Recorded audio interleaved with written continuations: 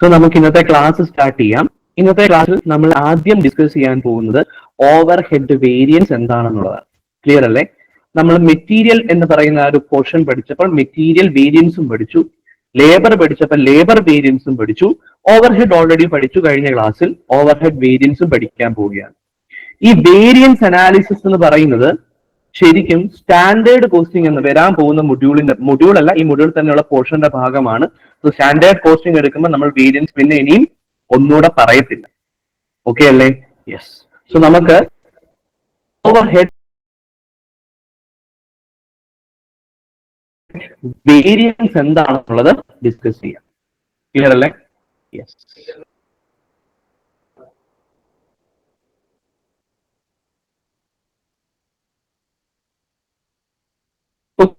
So overhead variance എന്താണെന്ന് ആദ്യം മനസ്സിലാക്കണം. Overhead variance is the difference between standard overhead cost and actual overhead cost. Clear അല്ലേ? നമ്മൾ already set ചെയ്യും ഒരു സ്റ്റാൻഡേർഡ് ഓവർഹെഡ് കോസ്റ്റ്. ഓവർഹെഡ് എന്ന് പറയുന്നത് ഇൻഡയറക്ട് എക്സ്പെൻസ്. ഇത്രയാണ് നമ്മളുടെ ഇൻഡയറക്ട് എക്സ്പെൻസ് സെറ്റ് ചെയ്യും. ആക്ച്വലി ഇത് കണക്കാക്കും. ഇത് തമ്മിലുള്ള ഡിഫറൻസ് ആണ് ഓവർഹെഡ് വേരിയൻസ് എന്ന് പറയുന്നത്. ക്ലിയർ അല്ലേ? എന്തിനു വേണ്ടിയിട്ടാണ് നമ്മൾ കണ്ടുപിടിക്കുന്നത്? ടു എഫിഷ്യൻസി ആൻഡ് കോസ്റ്റ് നമ്മുടെ പ്രൊഡക്ഷൻ ആക്ടിവിറ്റി എഫിഷ്യന്റ് ആണോ, അങ്ങനെ കോസ്റ്റ് കൺട്രോൾ ചെയ്യാൻ വേണ്ടിയാണ് ഈ സ്റ്റാൻഡേർഡിൽ നിന്ന് ചെയ്യുന്നത്. നമ്മൾ ഇതല്ലേ, രണ്ട് തരത്തിൽ ഓവർഹെഡ് ഉണ്ട് എന്ന കാര്യം നമ്മൾ ഓൾറെഡി പഠിച്ചിരുന്നു. വേരിയബിൾ ഓവർഹെഡ്, ഫിക്സഡ് ഓവർഹെഡ്, പിന്നെ സെമി ഓവർഹെഡ് ഉണ്ട്. കാര്യമൊക്കെ കഴിഞ്ഞ ക്ലാസ്സിൽ ഡിസ്കസ് ചെയ്ത് ഓവർഹെഡ് വേരിയബിൾ ആണ് എന്ന് പറഞ്ഞതിന്റെ അർത്ഥം എന്താ? പ്രൊഡക്ഷൻ. ഓക്കെ. സോ നമ്മൾ എന്താണ് ഡിസ്കസ് ചെയ്യുന്നത്? ഓവർഹെഡ് വേരിയൻസ് എന്താണെന്നുള്ള കാര്യമാണ് ഡിസ്കസ് ചെയ്യുന്നത്. ഓവർഹെഡ് സ്റ്റാൻഡേർഡിൽ നിന്ന് ആക്ച്വലിലേക്ക് പോകുമ്പോൾ എത്രത്തോളം വേരി ചെയ്യുന്നു, അതാണ് ഈ വേരിയൻസ് അനാലിസിസിൽ നമ്മൾ പ്രധാനമായിട്ടും നോക്കുന്നത്. ക്ലിയർ അല്ലേ? യെസ്. ഓവർഹെഡ് വേരിയൻസിനെ നമുക്ക് പ്രധാനമായും കുറെ രീതിയിൽ ക്ലാസിഫൈ ചെയ്യാം. ടോട്ടൽ ഓവർഹെഡ് കോസ്റ്റ് വേരിയൻസ്, അതാണ് ഒന്നാമത്തെ ക്ലാസിഫിക്കേഷൻ. ക്ലിയർ ആണോ? Total overhead cost variance. അത് കണ്ടുപിടിക്കാനുള്ള formula standard overhead for actual output. Actual ഔട്ട്പുട്ടിന് വേണ്ടിയിട്ട്, അതായത് നമ്മൾ ശരിക്കും എത്രയാണോ ഔട്ട്പുട്ട് ആക്കാൻ ഉദ്ദേശിക്കുന്നത് അതിനു വേണ്ടി എത്ര സ്റ്റാൻഡേർഡ് ഇൻഡയറക്ട് കോസ്റ്റ് ഉണ്ടാകും. നമ്മൾ 100 യൂണിറ്റ് പ്രൊഡ്യൂസ് ചെയ്യാനാണ് ഉദ്ദേശിച്ചത്, പ്രൊഡ്യൂസ് ചെയ്തത് 100 യൂണിറ്റ് ആണ് നമ്മൾ പ്രൊഡ്യൂസ് ചെയ്തത്. ആക്ച്വൽ ഔട്ട്പുട്ട് 100 ആണ്. ആ 100 യൂണിറ്റ് പ്രൊഡ്യൂസ് ചെയ്യാൻ സ്റ്റാൻഡേർഡ് നമ്മൾ എത്രയാ സെറ്റ് ചെയ്തത്, അതാണ് standard overhead for actual output minus actual overhead input. Clear? അപ്പൊ നമ്മൾ ആക്ച്വലി പ്രൊഡ്യൂസ് ചെയ്തതിന് എത്ര സ്റ്റാൻഡേർഡ് ഓവർഹെഡ് ആകുമായിരുന്നു, ശരിക്കും നമുക്ക് എത്ര ഓവർഹെഡ് ആയി, ഇത് തമ്മിലുള്ള ഡിഫറൻസ് ആണ് total overhead cost variance. Clear ആണോ? അപ്പൊ ഒന്നാമത്തെ classification of overhead variance total overhead cost variance. Total overhead cost variance. Clear അല്ലേ? ഇതിനെ നമുക്ക് വീണ്ടും രണ്ടായി സ്പ്ലിറ്റ് ചെയ്യാം. വേരിയബിൾ ഓവർഹെഡ് വേരിയൻസ് എന്നും ഫിക്സഡ് ഓവർഹെഡ് വേരിയൻസ് എന്നും. ക്ലിയർ ആണോ? അപ്പൊ നമ്മളുടെ ഒന്നാമത്തെ main classification total overhead cost variance, അത് വീണ്ടും രണ്ടായി സ്പ്ലിറ്റ് ചെയ്യുന്നു. വേരിയബിൾ ഓവർഹെഡ് വേരിയൻസും ഫിക്സഡ് ഓവർഹെഡ് വേരിയൻസും. ഇതിനകത്ത് വേരിയബിൾ ഓവർഹെഡ് വേരിയൻസിനെ വീണ്ടും രണ്ടായി സ്പ്ലിറ്റ് ചെയ്യാം. വേരിയബിൾ ഓവർഹെഡ് എക്സ്പെൻഡിച്ചർ വേരിയൻസ് എന്നും വേരിയബിൾ ഓവർഹെഡ് എഫിഷ്യൻസി വേരിയൻസ് എന്നും രണ്ടായിട്ട് തരംതിരിക്കാം.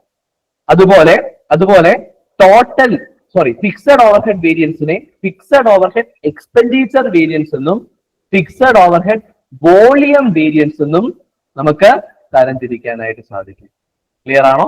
വോളിയം വേരിയൻസ് എന്നും തരംതിരിക്കാം. ഓക്കെ ആണോ? ഇത്രയുമാണ് ഇതിന്റെ സബ് ഡിവിഷൻസ് എന്ന് പറയും. ഇതെല്ലാം കാണാതെ പഠിക്കണം എന്ന് ഞാൻ പറയത്തില്ല, പക്ഷെ ഇതിനെപ്പറ്റി ഒരു അറിവ് ഉണ്ടായിരിക്കണം. ഈ ഒരു പോർഷനുമായി ബന്ധപ്പെട്ട എല്ലാ ഇൻഫർമേഷനും ഉൾപ്പെടുത്തുന്നതുകൊണ്ടാണ് ഇതും കൂടി ഇതിനകത്ത് വരുന്നത്. ക്ലിയർ അല്ലേ? വേണമെങ്കിൽ ചോദിക്കാം. ക്ലിയർ ആണോ? ഓവർഹെഡ് വേരിയൻസിൽ നിന്ന് അങ്ങനെ എപ്പോഴും ക്വസ്റ്റ്യൻസ് ചോദിച്ചു കണ്ടിട്ടില്ല. ടഫ് ആക്കണമെന്നുണ്ടെങ്കിൽ ഇതിനകത്തുള്ള ഏതെങ്കിലും സബ് ഡിവിഷൻ ചോദിക്കാം. വേരിയബിൾ ഓവർ ഹെഡ് വേരിയൻസിനകത്തുള്ള ഏതെങ്കിലും കാര്യം വേണമെങ്കിൽ അവർക്ക് ചോദിക്കാം. ക്ലിയർ അല്ലേ? യെസ്. ഇനി നമുക്ക് നോക്കാം വേരിയബിൾ ഓവർ ഹെഡ് വേരിയൻസ് എന്താണ്.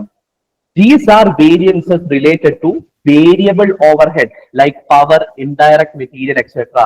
വേരിയബിൾ ആയിട്ടുള്ള ഓവർഹെഡ്, അതായത് ഔട്ട്പുട്ട് മാറുന്നതിനനുസരിച്ച് മാറുന്ന ഇൻഡയറക്റ്റ് കോസ്റ്റുകൾ. Power, indirect material, power consumption, electricity consumption. നമ്മൾ എത്ര ഔട്ട്പുട്ട് ഉണ്ടാക്കുന്നോ അതിനനുസരിച്ച് മാറും. 100 ഔട്ട്പുട്ട് ആണ് ഉണ്ടാക്കുന്നതെങ്കിൽ ആകുന്നതിനേക്കാൾ കൂടുതൽ വൈദ്യുതിയാകും 110 ഔട്ട്പുട്ട് ഉണ്ടാക്കി അല്ലെങ്കിൽ 200 ഔട്ട്പുട്ട് ഉണ്ടാക്കിയ. അതുപോലെ തന്നെ ഇൻഡയറക്റ്റ് മെറ്റീരിയൽസ്. ക്ലിയർ ആണോ? ഇതൊക്കെ എന്താണ്? വേരിയബിൾ ഓവർഹെഡ് വേരിയൻസിനകത്ത് വരുന്നതാണ്. വേരിയബിൾ ഓവർഹെഡ് വേരിയൻസ് ഇതുമായി ബന്ധപ്പെട്ടുള്ളതാണ്. അതിൽ ഒന്നാമത്തതാണ് വേരിയബിൾ ഓവർഹെഡ് എക്സ്പെൻഡിച്ചർ വേരിയൻസ്. ഇതിനകത്ത് എന്താണ് കാണുന്നത്? Difference between standard cost allowed and actual variable overhead incurred. എത്രയാണ് സ്റ്റാൻഡേർഡ് കോസ്റ്റ് അലൗഡ് ആയിട്ടുള്ളത്? ഇത്രയുമേ ആകാവുള്ളൂ. സ്റ്റാൻഡേർഡ് സെറ്റ് ചെയ്തിട്ടുണ്ട്. ആക്ച്വലി നമുക്ക് വേരിയബിൾ ഓവർഹെഡ് എത്രയായി, എത്രത്തോളം ചിലവായി, എക്സ്പെൻഡിച്ചർ. ആക്ച്വലി എത്ര ചെലവാക്കാനാണ് അനുവാദം ഉണ്ടായിരുന്നത് ഇൻഡയറക്ട് കോസ്റ്റ്, ശരിക്കും നമ്മൾ എത്ര ചെലവാക്കി, എത്ര ചെലവാക്കാനായിരുന്നു അനുവാദം ഉണ്ടായിരുന്നത്, എത്ര ചെലവാക്കി. ഇത് തമ്മിലുള്ള ഡിഫറൻസ് ആ variable overhead expenditure variance. Clear ആണോ? എക്സ്പെൻഡിച്ചറിലുള്ള വ്യത്യാസം. എത്രയാണ് അനുവാദം ഉണ്ടായിരുന്ന എക്സ്പെൻഡിച്ചർ, എത്ര ആക്ച്വലി ചെലവാക്കി. എങ്ങനെ കാണാൻ സാധിക്കും? Standard hours into standard variable overhead rate. ഇതെല്ലാം ക്വസ്റ്റിന് ഡയറക്റ്റ് തന്നിരിക്കും. ഒരു ചോദ്യം വന്നു കഴിഞ്ഞാൽ സ്റ്റാൻഡേർഡ് അവർ എടുക്കുക, സ്റ്റാൻഡേർഡ് വേരിയബിൾ ഓവർ റേറ്റും എടുക്കുക, മൾട്ടിപ്ലൈ ചെയ്ത് കഴിഞ്ഞാൽ നമുക്ക് എന്ത് കിട്ടും? നമുക്ക് കിട്ടും എത്രയാ സ്റ്റാൻഡേർഡ് കോസ്റ്റ് അലൗഡ്, എത്രയാ standard cost allowed minus actual variable overhead incurred. Okay അല്ലേ? അപ്പൊ നമുക്ക് വേരിയബിൾ ഓവർഹെഡ് എക്സ്പെൻഡിച്ചർ വേരിയൻസ്. അടുത്ത വേരിയബിൾ ഓവർഹെഡ് വേരിയൻസിന്റെ ടൈപ്പ് ആണ് variable overhead efficiency variable. Efficiency. അപ്പൊ എഫിഷ്യൻസി എന്ന് പറയുമ്പോൾ ഔട്ട്പുട്ടിനായിരിക്കും പ്രാധാന്യം. ക്ലിയർ? അപ്പൊ ഔട്ട്പുട്ടിനെ നമ്മൾ കമ്പയർ ചെയ്യുന്നത് സ്റ്റാൻഡേർഡ് അവർ ഫോർ ആക്ച്വൽ ഔട്ട്പുട്ട്. ശരിക്കും നമ്മൾ എത്ര ഔട്ട്പുട്ട് പ്രൊഡ്യൂസ് ചെയ്തെന്ന് നോക്കണം. 100 ഔട്ട്പുട്ടാ പ്രൊഡ്യൂസ് ചെയ്തേ. 100 ഔട്ട്പുട്ട് പ്രൊഡ്യൂസ് ചെയ്യാൻ എത്ര സ്റ്റാൻഡേർഡ് അവേഴ്സ് വേണ്ടി വരുമായിരുന്നു? ക്ലിയർ ആണോ? സ്റ്റാൻഡേർഡ് അവേഴ്സ് എത്ര വേണ്ടി വരുമായിരുന്നു? 100 പ്രൊഡ്യൂസ് ചെയ്യാൻ നമ്മൾ 10 മണിക്കൂറാണ് സ്റ്റാൻഡേർഡ് ആയിട്ട് വെച്ചത്. ക്ലിയർ ആണോ? എന്നിട്ട് നോക്കണം എത്ര മണിക്കൂർ ആക്ച്വലി എടുത്തു, ആക്ച്വൽ അവേഴ്സ് വർക്ക്. അത് നോക്കണം. അപ്പൊ ആദ്യം നമ്മൾ എടുക്കും എത്രയാണ് ആക്ച്വൽ ഔട്ട്പുട്ട് ഉണ്ടാക്കാൻ വേണ്ടിയിരുന്ന അല്ലെങ്കിൽ സ്റ്റാൻഡേർഡ് ആയിട്ട് വേണ്ടുന്ന അവേഴ്സ് മൈനസ് ശരിക്കും നമ്മൾ എടുത്ത അവേഴ്സ്. അപ്പൊ നമ്മൾ എടുത്ത മണിക്കൂറിലുള്ള വേരിയൻസ് കിട്ടും, നമ്മൾ എടുത്ത ടൈമിലുള്ള വേരിയൻസ് കിട്ടും. ആ വേരിയൻസ് കിട്ടിക്കഴിഞ്ഞാൽ into standard variable overhead rate കൊണ്ട് മൾട്ടിപ്ലൈ ചെയ്യുക. സ്റ്റാൻഡേർഡ് വേരിയബിൾ ഓവർഹെഡ് റേറ്റ് കൊണ്ട് മൾട്ടിപ്ലൈ ചെയ്യുക. അപ്പൊ നമുക്ക് എന്ത് കിട്ടും? നമ്മളുടെ efficiency variance, overhead efficiency variance നമുക്ക് കിട്ടും. ക്ലിയർ ആണോ? ഈ വേരിയൻസുകളൊക്കെ ഫേവറബിളും അഡ്വേഴ്സും ആകാം. വേരിയൻസിന്റെ കേസിലെല്ലാം നമ്മൾ പറയുന്ന ഏതാണ് അത് ഫേവറബിൾ വേരിയൻസ് ആകാം, അഡ്വേഴ്സ് വേരിയൻസ് ആകാം. ക്ലിയർ ആണോ? സ്റ്റാൻഡേർഡ് അവർ ആക്ച്വൽ അവറിനെക്കാളും കുറവാകുന്ന അല്ലെങ്കിൽ ആക്ച്വൽ അവറിനെക്കാളും സ്റ്റാൻഡേർഡ് അവർ ആണ് കൂടുതൽ. ക്ലിയർ ആണോ? ആ ഒരു കേസിൽ ഏത് ടൈപ്പ് ഓഫ് വേരിയൻസ് ആയിരിക്കും? സ്റ്റാൻഡേർഡ് 10 മണിക്കൂർ ചെലവാക്കും അല്ലെങ്കിൽ ചെലവാക്കാൻ മതി എന്ന് നമ്മൾ സെറ്റ് ചെയ്യുന്നു. 8 ചെലവാക്കിയുള്ളൂ, ആക്ച്വൽ 8 മണിക്കൂറേ എടുത്തുള്ളൂ. അങ്ങനെയാണെങ്കിൽ ഇത് ഫേവറബിൾ വേരിയൻസ്. സ്റ്റാൻഡേർഡ് 10 മണിക്കൂർ സെറ്റ് ചെയ്ത് 12 മണിക്കൂർ എടുത്തു കഴിഞ്ഞാൽ അഡ്വേഴ്സ് വേരിയൻസ്. അപ്പൊ ഈ രീതി വേരിയൻസുകളെല്ലാം ഫേവറബിളും അഡ്വേഴ്സും എന്ന രീതി 2 റിസൾട്ട് ആണ് ലഭിക്കുന്നത്. ക്ലിയർ ആണോ? സോ വേരിയബിൾ ഓവർഹെഡ് വേരിയൻസ് കഴിഞ്ഞു. ഇത് എന്തിന്റെ ഭാഗമാ മറക്കരുത്? ഓവർഹെഡ് വേരിയൻസിനകത്തെ ടോട്ടൽ ഓവർഹെഡ് കോസ്റ്റ് വേരിയൻസിന്റെ സബ്ഡിവിഷനാ വേരിയബിൾ ഓവർഹെഡ് വേരിയൻസ്. അതിൽ ഒന്നാമത്തേതായിരുന്നു, ക്ലിയർ ആണോ? അതിൽ ഒന്നാമത്തേതാ വേരിയബിൾ ഓവർഹെഡ് എക്സ്പെൻഡിച്ചർ വേരിയൻസ്, രണ്ടാമത്തത് variable overhead efficiency variance. Clear അല്ലേ? ഇനി ടോട്ടൽ വേരിയബിൾ ഓവർഹെഡ് വേരിയൻസ് കണ്ടുപിടിക്കാൻ എന്ത് ചെയ്താൽ മതി? Total overhead expenditure variance plus total overhead efficiency variance ചെയ്താൽ മതി. ഈ 2 വേരിയൻസും കൂടെ കൂട്ടുമ്പം ടോട്ടൽ വേരിയബിൾ ഓവർഹെഡ് വേരിയൻസ് കിട്ടും. ടോട്ടൽ വേരിയബിൾ ഓവർഹെഡ് വേരിയൻസ് കിട്ടും. ക്ലിയർ? അല്ലെങ്കിൽ മറ്റൊരു ഇക്വേഷൻ ഉപയോഗിക്കാം, standard hour into standard rate minus actual variable overhead. Clear ആണോ? ഇക്വേഷൻസ് ഒക്കെ കാണാതെ പഠിക്കുക. ക്വസ്റ്റ്യനകത്ത് എല്ലാ ഇൻഫർമേഷനും ഡയറക്റ്റ് ആയിട്ട് തന്നിരിക്കും. ചിലപ്പം ക്വസ്റ്റ്യൻ ചോദിക്കുന്ന സ്റ്റാൻഡേർഡ് റേറ്റ് കണ്ടുപിടിക്കാനായിരിക്കും. അപ്പൊ സ്റ്റാൻഡേർഡ് അവറും തരും, ആക്ച്വൽ വേരിയബിൾ ഓവർ ഹെഡും തരും. അപ്പൊ ആ രീതിയിൽ റിവേഴ്സ് ചെയ്തും നമുക്ക് എന്ത് ചെയ്യാം, ടോട്ടൽ വേരിയബിൾ ഓവർ ഹെഡ് വേരിയൻസും തരും. റിവേഴ്സ് ചെയ്ത് നമുക്ക് എന്ത് ചെയ്യാം, കണ്ടുപിടിക്കാനും ചോദിക്കാം. ക്ലിയർ ആണോ? രണ്ടാമത്തെ ടൈപ്പ് ആണ് fixed overhead variance. Variable overhead variance കഴിഞ്ഞു, അടുത്തത് ഫിക്സഡ് ഓവർ ഹെഡ് വേരിയൻസ് ആണ്. ഇത് എന്തുമായി ബന്ധപ്പെട്ടതാ? ഫിക്സഡ് കോസ്റ്റുമായി ബന്ധപ്പെട്ടതാ. റെന്റ്, സാലറി, ഡിപ്രീസിയേഷൻ, ഇതൊക്കെ എന്താ, ഫിക്സഡാ. സാലറി മാസാമാസം കൊടുക്കുന്ന എമൗണ്ടാ, മാസം ഇത്ര രൂപ കൊടുക്കുമെന്ന് ഫിക്സഡാ. റെന്റ് മാസാമാസം ഇത്ര കൊടുക്കുമെന്ന് ഫിക്സഡാ. ഡിപ്രീസിയേഷൻ ഏതെങ്കിലും ഒരു പെർട്ടിക്കുലർ മെത്തേഡിലാണെങ്കിൽ ഫിക്സഡ് ആണ്, ഇത്ര ആകുമെന്നുള്ള കാര്യം, ഡിപ്രീസിയേഷൻ ആകുമെന്നുള്ള ഒരു കാര്യം ഫിക്സഡ് ആണ്. ഇത് ഫിക്സഡ് കോസ്റ്റ് ആണ്. ഓക്കെ അല്ലേ? ഫിക്സഡ് കോസ്റ്റ് എന്ന് പറയുമ്പം ഇത് ഔട്ട്പുട്ടിനനുസരിച്ച് മാറത്തില്ല, അതാണ് പറയുന്നത്. ഓക്കെ ആണോ?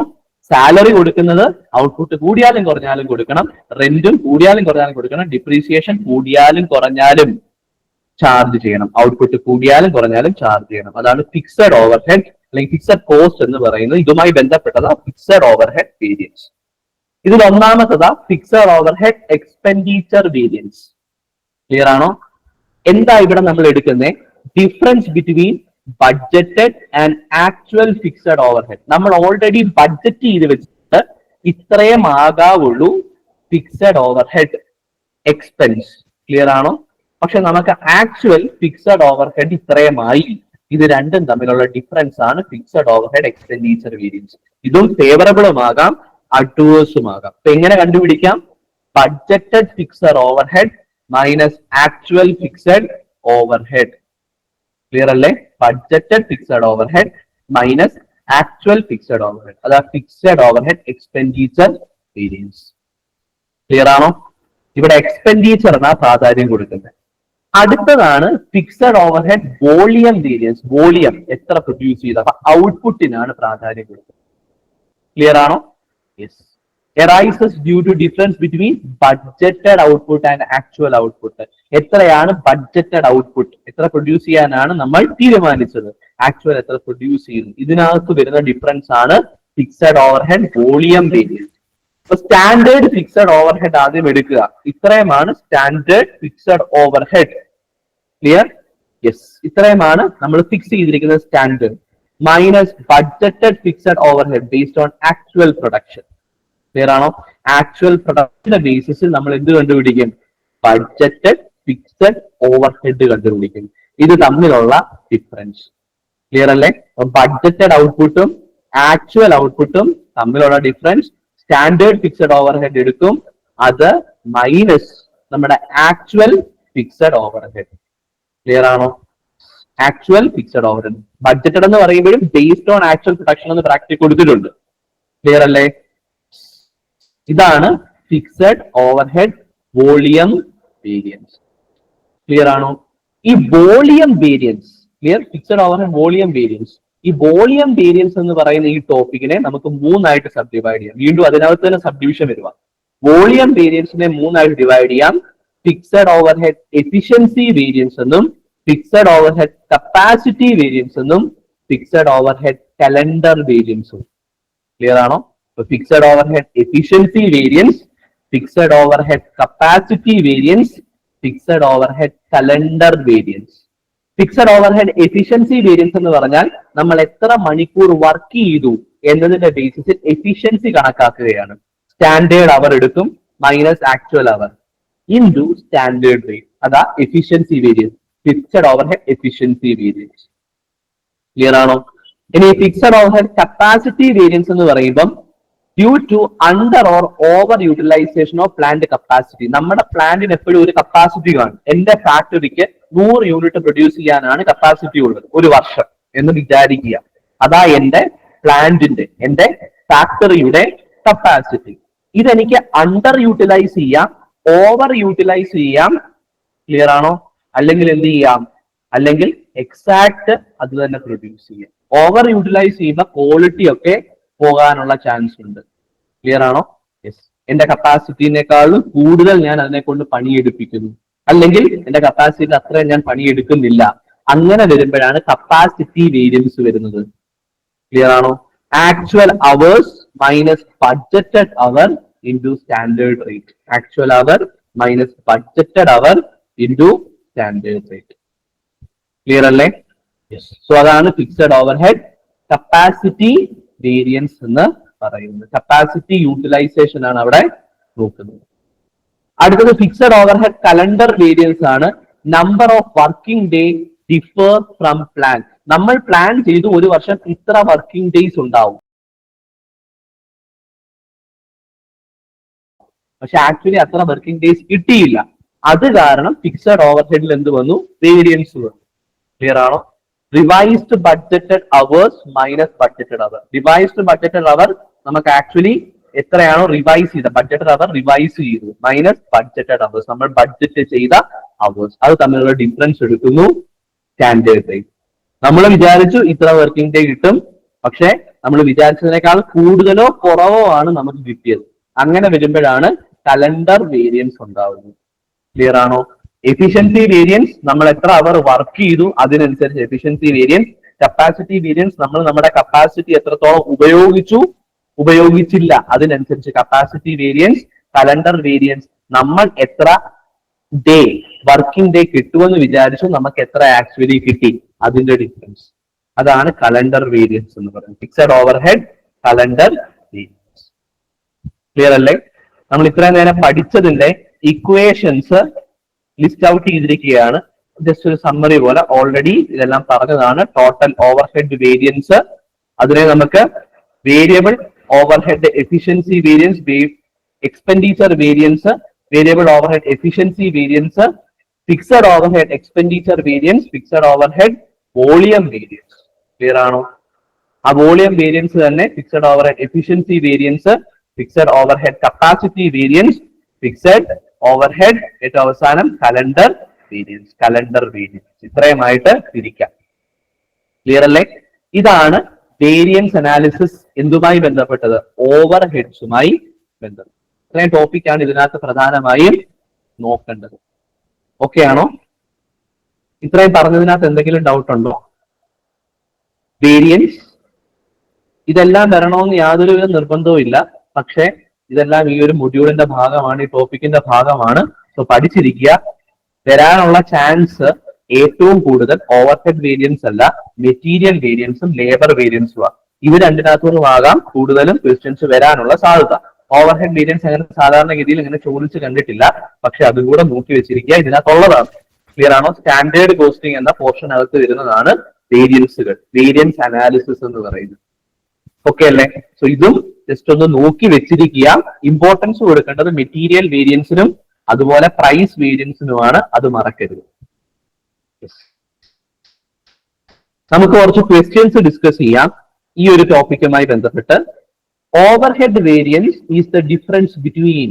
ഓവർഹെഡ് വേരിയൻസ് എന്തൊക്കെ തമ്മിലുള്ള ഡിഫറൻസ് ആണ് ഓവർഹെഡ് വേരിയൻസ്?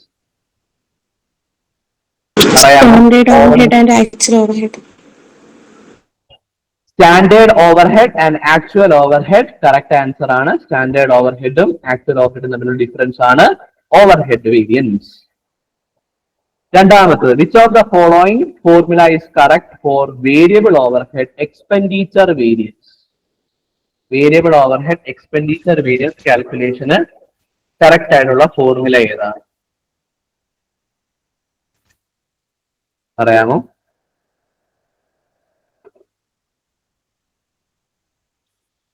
ആൻസർ സി ആണ്.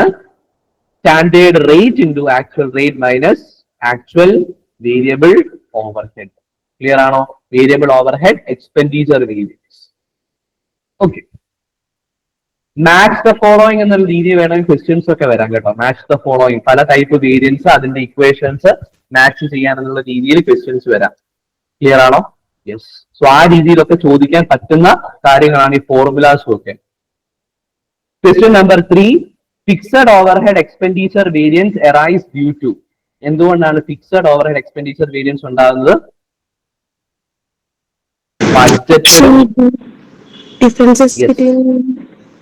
Budgeted and actual fixed overhead. Budgeted ഓവർഹെഡും ആക്ച്വൽ ഫിക്സഡ് ഓവർഹെഡും തമ്മിലുള്ള ഡിഫറൻസ് കാരണമാണ് ഉണ്ടാകുന്നത്. നാലാമത്തേത്, ഈ standard fixed overhead is 10,000. Standard fixed over 10,000, actual fixed over 9,500 ആണ്. അങ്ങനെയാണെങ്കിൽ എക്സ്പെൻഡിച്ചർ വേരിയൻസ് ഫേവറബിൾ ആണോ അൺഫേവറബിൾ ആണോ? അത് ഏതാണ് ആൻസർ? Standard 10,000, actual 9,500. എന്തായിരിക്കും ആൻസർ? യെസ്, ഫേവറബിൾ ആണ്. 500 ഫേവറബിൾ ആണ്. സോ എ ആണ് ആൻസർ. ക്ലിയർ ആണോ? Less spend than budget. Budget ഇട്ടതിനേക്കാളും കുറവേ നമ്മൾ ഉപയോഗിച്ചുള്ളൂ, എക്സ്പെൻഡിച്ചർ ആയിട്ടുള്ളൂ, സ്പെൻഡ് ചെയ്തിട്ടുള്ളൂ. അതാണ് അവിടെ പറയുന്നത്. അഞ്ചാമത്തത്, which of the following is not a part of fixed overhead volume variance. Fixed overhead volume വേരിയൻസിന്റെ പാർട്ട് അല്ലാത്തത്. പാർട്ട് അല്ലാത്തത് ചോദിക്കുമ്പം അതുമായി ബന്ധപ്പെടാത്തത്. ക്ലിയർ? ഫിക്സഡ് ഓവർഹെഡ് വോളിയം വേരിയൻസുമായി ബന്ധപ്പെടാത്തത്. അതിന് കുറെ ടൈപ്സും കാര്യങ്ങളും ഒക്കെ പഠിച്ചായിരുന്നു. ഏതാണ് ബന്ധപ്പെടാത്തത്? Expenditure variance. എക്സ്പെൻഡിച്ചർ വേരിയൻസ് ആ ബന്ധപ്പെടാത്ത. കപ്പാസിറ്റി വേരിയൻസ് ഉണ്ട്, കലണ്ടർ വേരിയൻസ് ഉണ്ട്, എഫിഷ്യൻസി വേരിയൻസും ഉണ്ട്. Q6, which variants indicate the idle or excess use of factory capacity? കപ്പാസിറ്റിയുടെ ഉപയോഗം ഒന്നെങ്കിൽ എക്സസ് ഉപയോഗിച്ചു അല്ലെങ്കിൽ ഉപയോഗിച്ചില്ല, കുറവേ ഉപയോഗിച്ചുള്ളൂ. ഇത് കാണിക്കുന്ന വേരിയൻസ് ഏതാണ്? Capacity variance. കപ്പാസിറ്റി വേരിയൻസ് ആണ് അത് കാണിക്കുന്നത്. Correct answer. Question number 7, variable overhead efficiency variance is calculated as. ഏതാണ് formula? Efficiency variance. Variable overhead efficiency ആണ്. Option A, standard hours minus actual hours. Standard hours minus actual hour into standard variable overhead rate. Correct answer. എട്ടാമത്തത്, which overhead variance will arise if there are more or fewer working day than expected? Expect ചെയ്യുന്നതിനേക്കാൾ കുറവോ കൂടുതലോ working day ആണെങ്കിൽ ഏത് variance ആണ് വരുന്നത്? Calendar variance. Calendar variance ആണ് വരുന്നത്. Option C ആണ് ആൻസർ. ഒമ്പതാമത്തത്, a favourable overhead efficiency variance means. Favourable overhead efficiency variance എന്ന് പറഞ്ഞാൽ അർത്ഥം എന്താണ്? എഫിഷ്യൻസി ആണ്. എഫിഷ്യൻസി എന്ന് പറയുമ്പോൾ എപ്പോഴും ഔട്ട്പുട്ട് എന്ന് ചിന്തിച്ചോണം.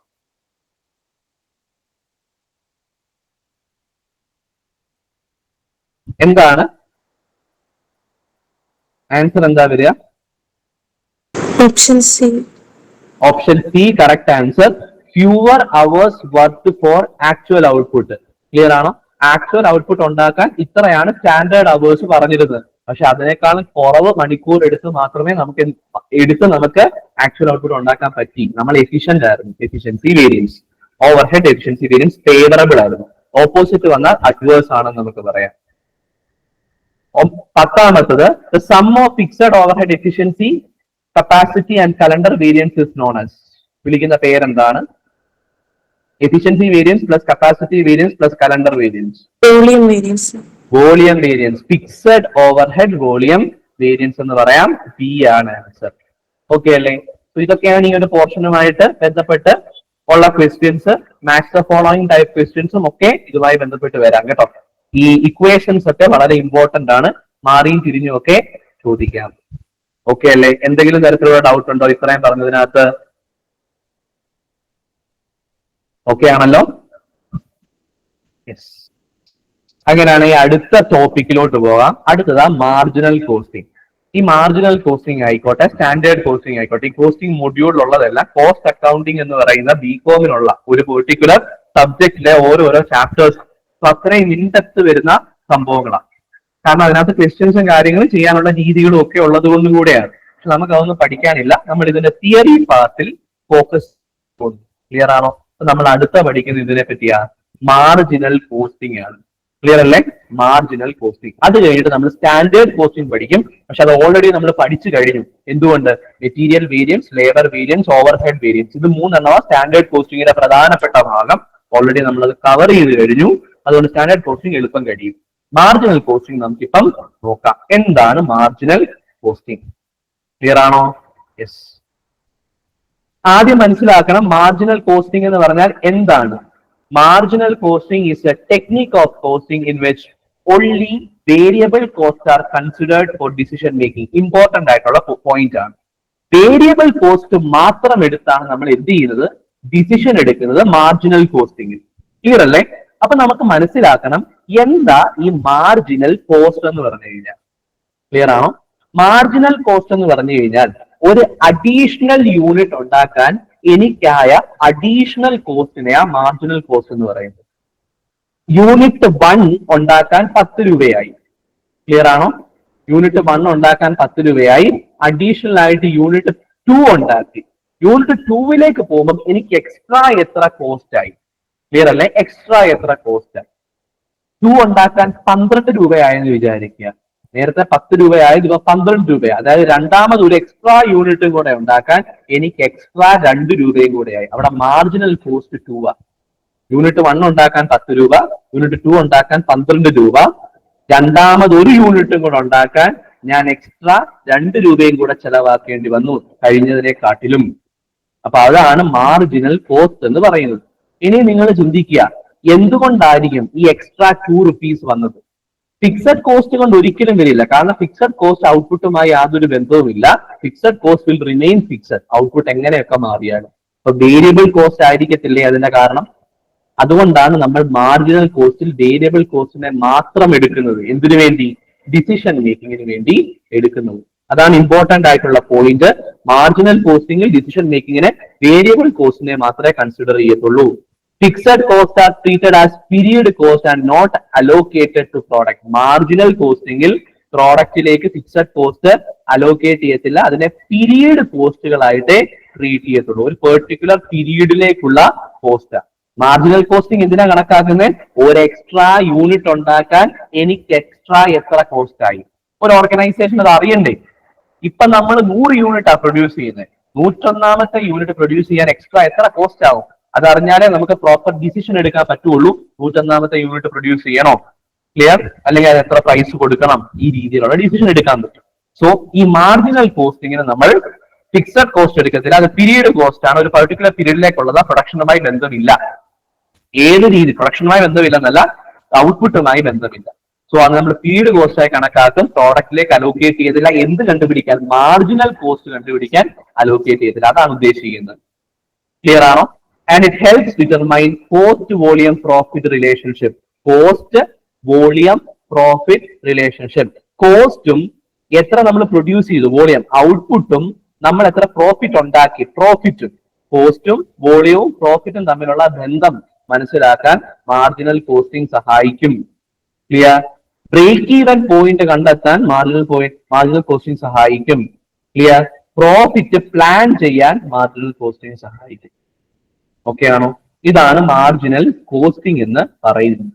ഇനി അതിനെപ്പറ്റി ഡീറ്റെയിൽഡ് ആയിട്ട് നോക്കാം. എന്താണ് മാർജിനൽ കോസ്റ്റിംഗ്? അതിനകത്തെ കീ കോൺസെപ്റ്റ്. ഒന്നാമത്തത് മാർജിനൽ കോസ്റ്റ് എന്താണെന്ന് അറിയണം.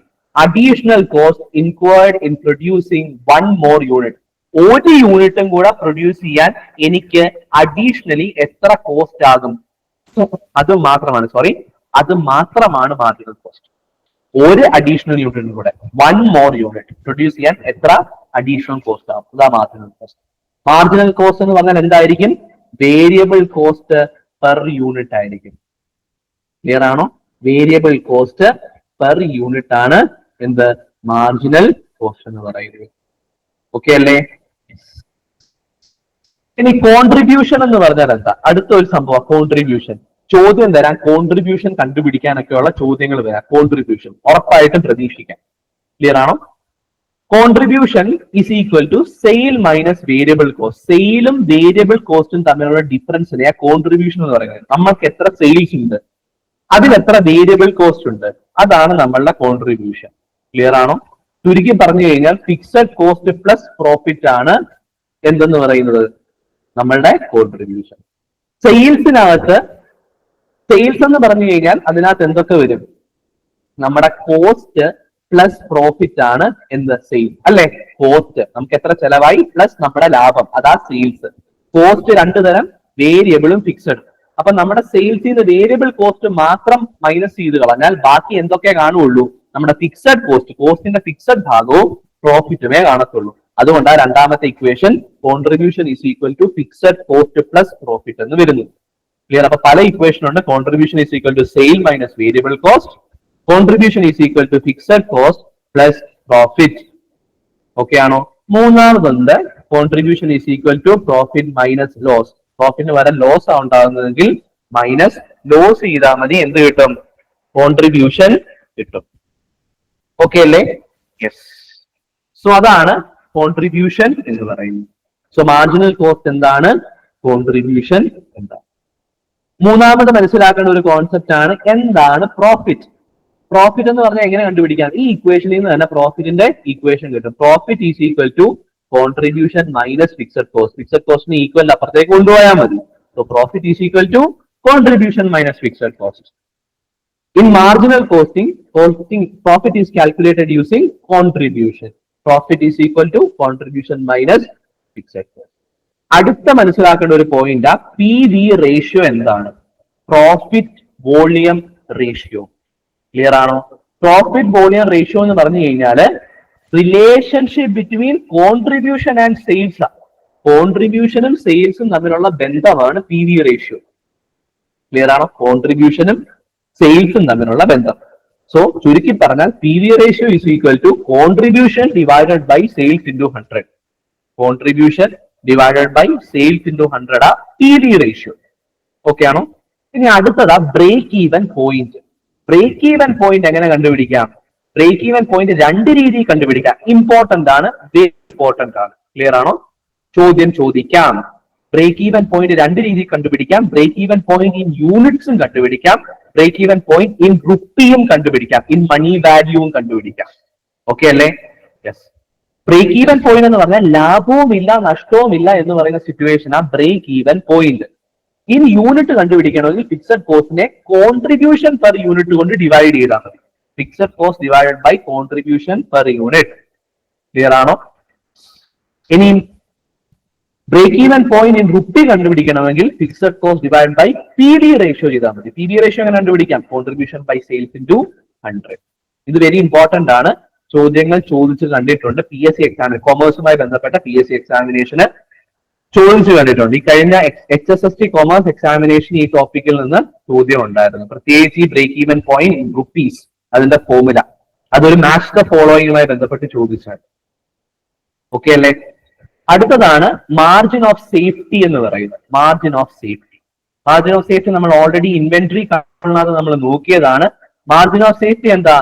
The sales above the break even point. Break even point മുകളിലുള്ള സെയിൽസിനെയാ മാർജിൻ ഓഫ് സേഫ്റ്റി എന്ന് വിളിക്കുന്നത്. Margin of safety is equal to actual sales minus break even sales. Clear ആണോ? Actual sales minus break even sales.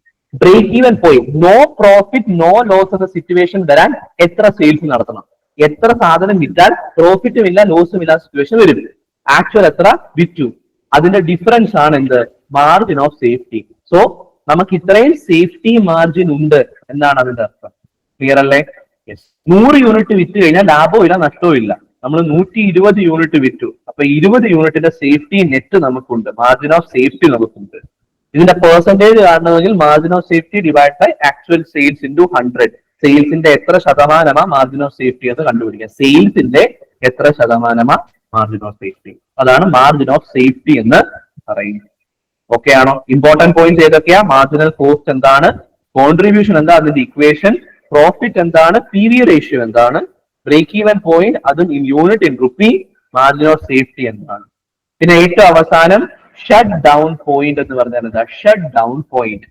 Shut down point എന്ന് പറഞ്ഞു കഴിഞ്ഞാൽ minimum sale level to continue operation in short run. Short റണ്ണിൽ minimum എത്ര sales എങ്കിലും വേണം operation continue ചെയ്യാൻ?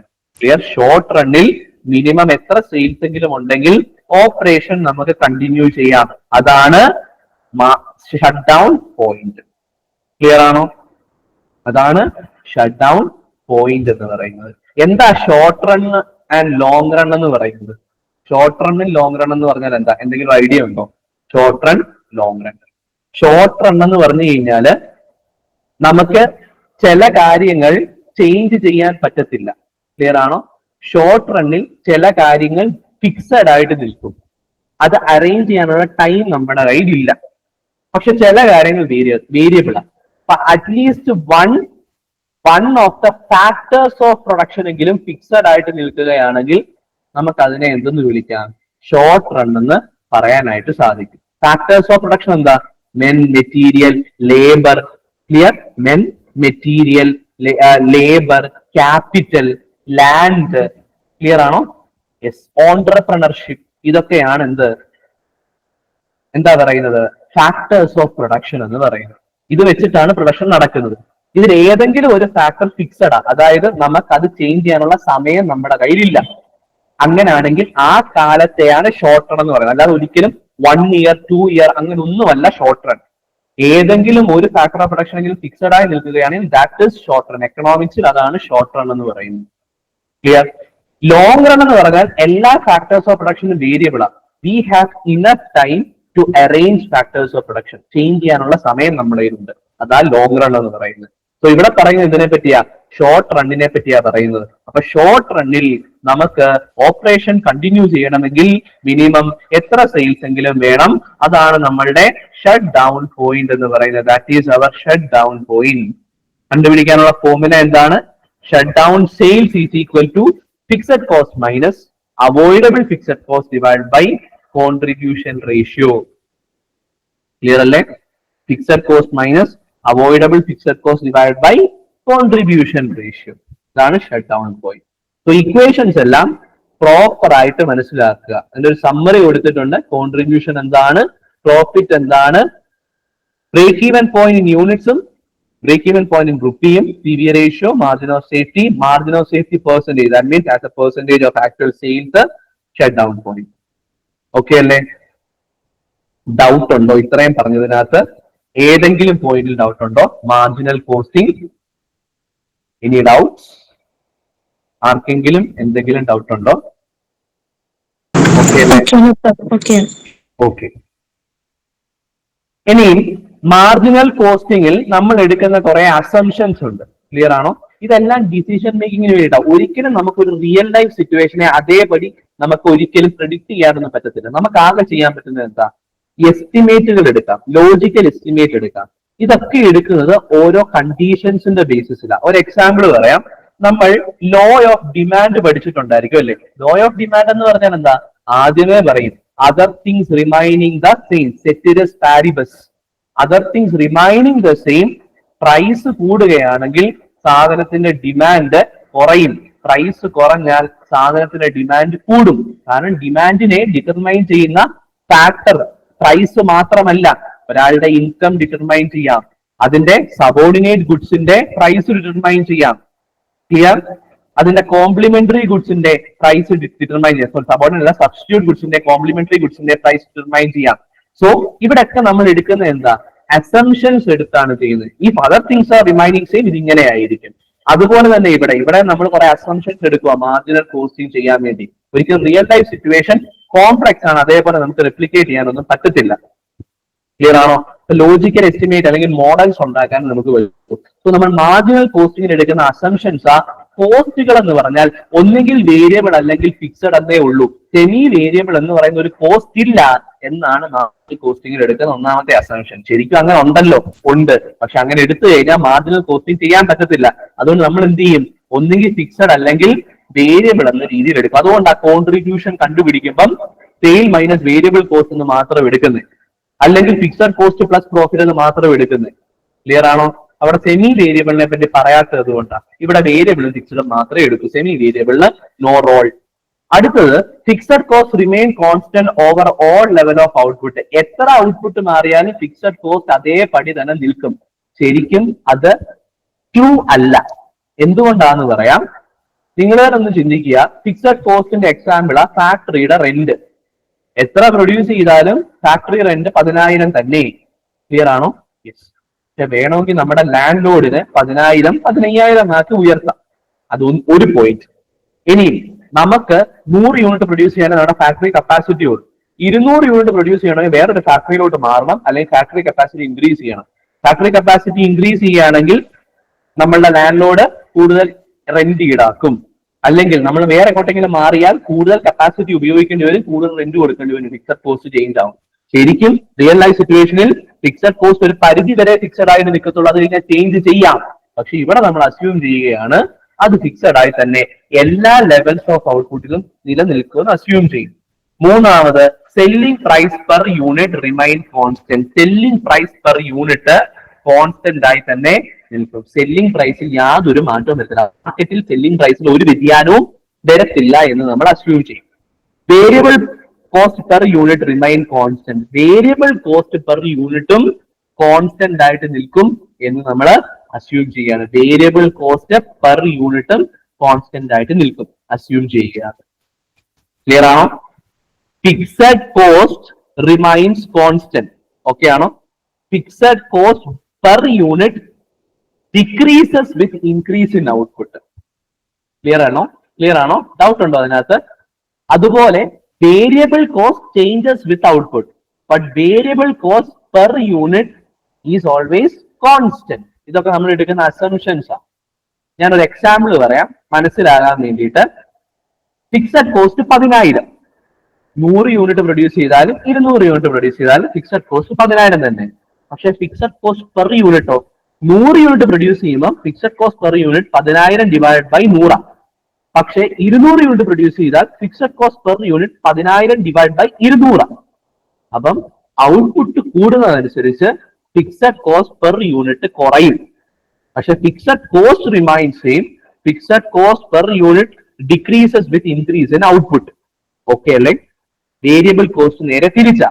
Variable cost increases or decreases with increase or decrease in output. Output കൂടിയാൽ variable കോസ്റ്റും കൂടും, ഔട്ട്പുട്ട് കുറഞ്ഞാൽ വേരിയബിൾ കോസ്റ്റും കുറയും. ഓക്കെ ആണോ? പക്ഷെ variable cost per unit remain constant. Clear ആണോ? Variable cost per unit remain constant. കാരണം ഡിവൈഡ് ചെയ്യുമ്പോൾ എപ്പോഴും സെയിം തന്നെ ആയിരിക്കും കിട്ടുന്നത്. നമ്മുടെ അസംഷനും കൂടെ അത്. റിയൽ ലൈഫിൽ അങ്ങനെ ആവുമെന്നൊന്നും നിർബന്ധമില്ല. വേരിയബിൾ കോസ്റ്റ് കാരണം സാധനങ്ങളുടെ വിലയിലൊക്കെ മാറ്റം ഉണ്ടാകാം, ഫാക്ടേഴ്സ് ഓഫ് പ്രൊഡക്ഷന്റെ കോസ്റ്റിലൊക്കെ മാറ്റം ഉണ്ടാകാം, വ്യതിയാനം ഉണ്ടാകാം. പക്ഷെ നമ്മൾ ഇവിടെ എടുക്കും, ബാക്കിയെല്ലാം സെയിം ആയി നിൽക്കും. Variable cost per unit constant ആയി നിൽക്കുമെന്ന്. ഓക്കെ അല്ലേ? അതാണ് അവിടെ പറയുന്നത്. മനസ്സിലായോ? റിപ്പീറ്റ് ചെയ്യണോ? ഓക്കെ ആണോ? ഓക്കെ. സോ അതാണ് അടുത്തത് പറയുന്നത്, variable cost per unit remain constant. പിന്നെ അടുത്ത പറയുന്നത് production is equal to sales, no change in stock. Clear ആണോ? സ്റ്റോക്കിൽ ഒരു ചേഞ്ചും ഇല്ല. എത്ര പ്രൊഡ്യൂസ് ചെയ്യുന്നു അത്രയും സെയിൽ ചെയ്തു പോകുന്നു. ക്ലിയർ ആണോ? എത്ര പ്രൊഡ്യൂസ് ചെയ്യുന്നു അത്രയും സെയിൽ ചെയ്തു പോകും. ഇത്രയും അസംഷൻസ് ആ മാർജിനൽ കോസ്റ്റിംഗ് എടുക്കുന്നത്. എന്നാലേ നമുക്ക് പ്രോപ്പർ ആയിട്ട് അതുമായി ബന്ധപ്പെട്ട എസ്റ്റിമേറ്റുകളൊക്കെ എടുക്കാനായി പറ്റത്തുള്ളൂ. പഠിച്ചു വെച്ചിരിക്കുക ഇമ്പോർട്ടന്റ് ആണ് മാർജിനൽ കോസ്റ്റിംഗിന്റെ അസംഷൻ. ഇനി മാർജിനൽ കോസ്റ്റിംഗിന്റെ ഫീച്ചേഴ്സ് എന്തൊക്കെയാ? Fixed cost are not allocated to unit of production. പ്രൊഡക്ഷനിലേക്ക് ഫിക്സഡ് കോസ്റ്റ് അലോക്കേറ്റ് ചെയ്യുന്നില്ല. അതിനെ പീരീഡ് കോസ്റ്റ് ആയിട്ട് കണക്കാക്കി മാറ്റി വെക്കുന്നു. വേരിയബിൾ കോസ്റ്റ് മാത്രമേ അലോക്കേറ്റ് ചെയ്യത്തുള്ളൂ. ക്ലിയർ? പ്രൊഡക്റ്റ് കോസ്റ്റിംഗിനകത്ത് വേരിയബിൾ കോസ്റ്റ് മാത്രമേ മാർജിനൽ കോസ്റ്റിംഗിൽ കണക്കാക്കത്തുള്ളൂ, കൺസിഡർ ചെയ്യത്തുള്ളൂ. Useful in decision making. Decision മേക്കിങ്ങിനാണ് നമ്മൾ മാർജിനൽ കോസ്റ്റിംഗ് ഉപയോഗിക്കുന്നത്. Make or buy decision.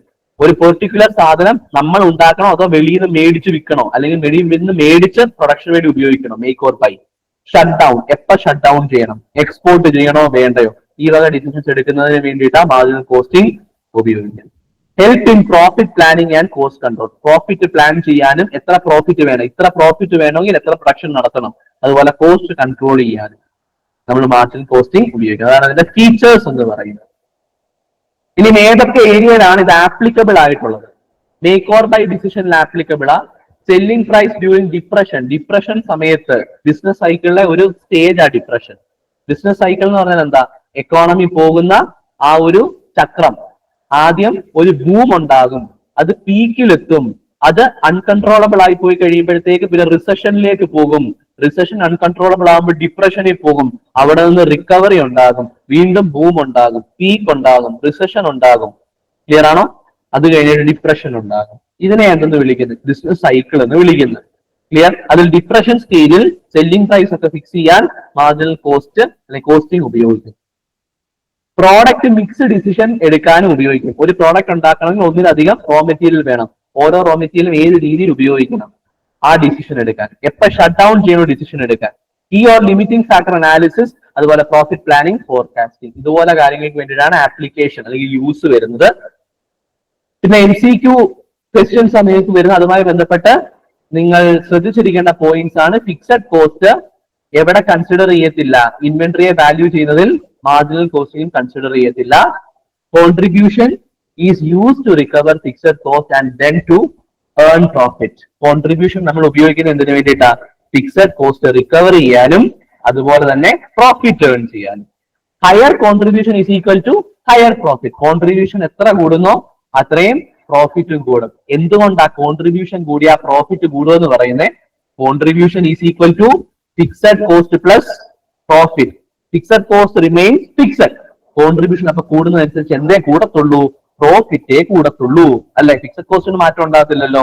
അതുകൊണ്ടാണ് കോൺട്രിബ്യൂഷൻ കൂടിയാൽ പ്രോഫിറ്റ് കൂടും എന്ന് പറയുന്നത്.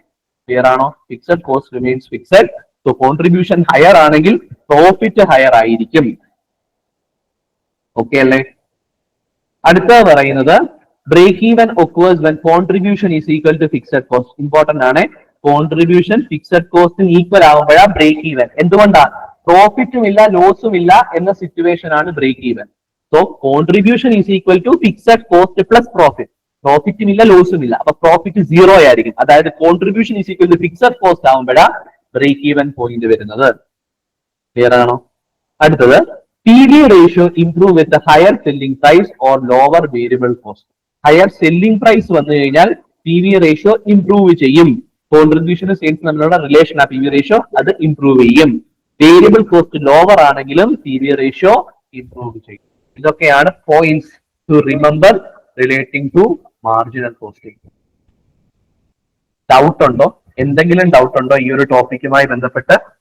Any doubts? ഓക്കെ ആണോ? ഓക്കെ ആണ് സർ. ക്വസ്റ്റ്യൻസ് ഡിസ്കസ് ചെയ്യാം മാർജിനൽ കോസ്റ്റിംഗുമായി ബന്ധപ്പെട്ട്. In marginal costing fixed cost are treated as. Fixed കോസ്റ്റിനെ നമ്മൾ എന്തായിട്ടാണ് ട്രീറ്റ് ചെയ്യുന്നത്? Period cost. പീരീഡ് കോസ്റ്റ് ആയിട്ടാണ് ട്രീറ്റ് ചെയ്യുന്നത്. അപ്പൊ പ്രോഡക്റ്റ് കോസ്റ്റിനകത്ത് ഇത് ഇൻക്ലൂഡ് ചെയ്യത്തില്ല. അടുത്തത് contribution is equal to sales minus variable cost ആണ് കോൺട്രിബ്യൂഷൻ. അടുത്തത് profit is calculated in marginal costing as. Profit എങ്ങനെയാണ് കാൽക്കുലേറ്റ് ചെയ്യുന്ന marginal കോസ്റ്റിംഗിൽ?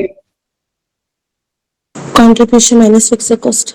Contribution minus fixed cost. Contribution is equal to fixed cost plus profit. Profit is equal to contribution minus fixed cost.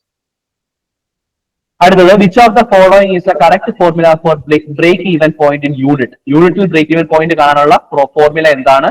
Unit fixed cost divide by contribution by unit. Per unit. ഇനി റുപ്പീസിൽ കാണാനോ? P V ratio divide by PV ratio divided by PV ratio. So ഇവിടെ answer C ആണ്. Fixed cost divide by contribution per unit. അടുത്തത് if selling price is 100, 100 ആണ് selling price, variable cost 60 ആണ്, fixed cost 8000 ആണെങ്കിൽ break even sale in unit എത്രയാ? Break even sale in unit എത്രയാ? Break even sale in unit is equal to contribution fixed cost divided by contribution per unit. എങ്ങനെ കണ്ടുപിടിക്കാം? 200 correct answer ആണ്. Contribution per unit 100 minus 60 40 per unit ആണ് contribution. Contribution per unit 40. Clear? നമ്മളുടെ കയ്യില് fixed ആയിട്ടുള്ള ആ ഒരു പെർട്ടിക്കുലർ കോസ്റ്റ് ഉണ്ട് 8000 divide by 40 200. P is the answer. PV ratio is calculated as. എങ്ങനെയാ PV ratio കണ്ടുപിടിക്കുന്നത്? Contribution by sales into 100. Contribution by sales into 100. Correct answer. അടുത്തത് the point where total cost equal total revenue is break even. Break even point. Correct answer. എട്ടാമത്തത് a firm is selling 1000 unit at 20 each. 20 രൂപ each ആണ് sell ചെയ്യുന്നത്. Variable cost 15 per unit, fixed cost 3000, profit എത്രയാണ്?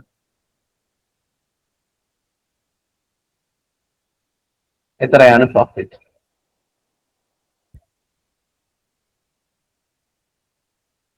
How much is the profit? പറയാമോ? B ആണ് answer 2000. Contribution per unit എങ്ങനെ കണ്ടുപിടിക്കാം?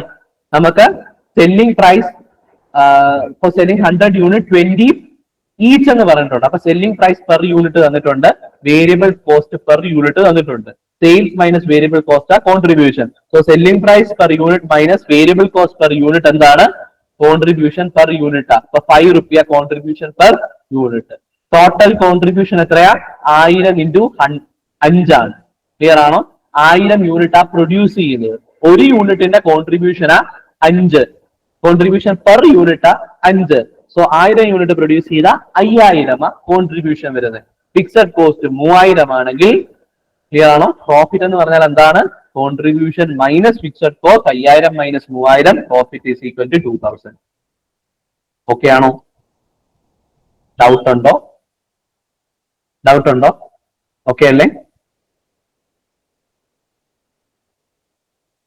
9ാമത്തത്, if actual sale are 40,000, break even sale are 25,000, what is the margin of safety? Margin of safety എത്രയാണ്? 15,000. Yes.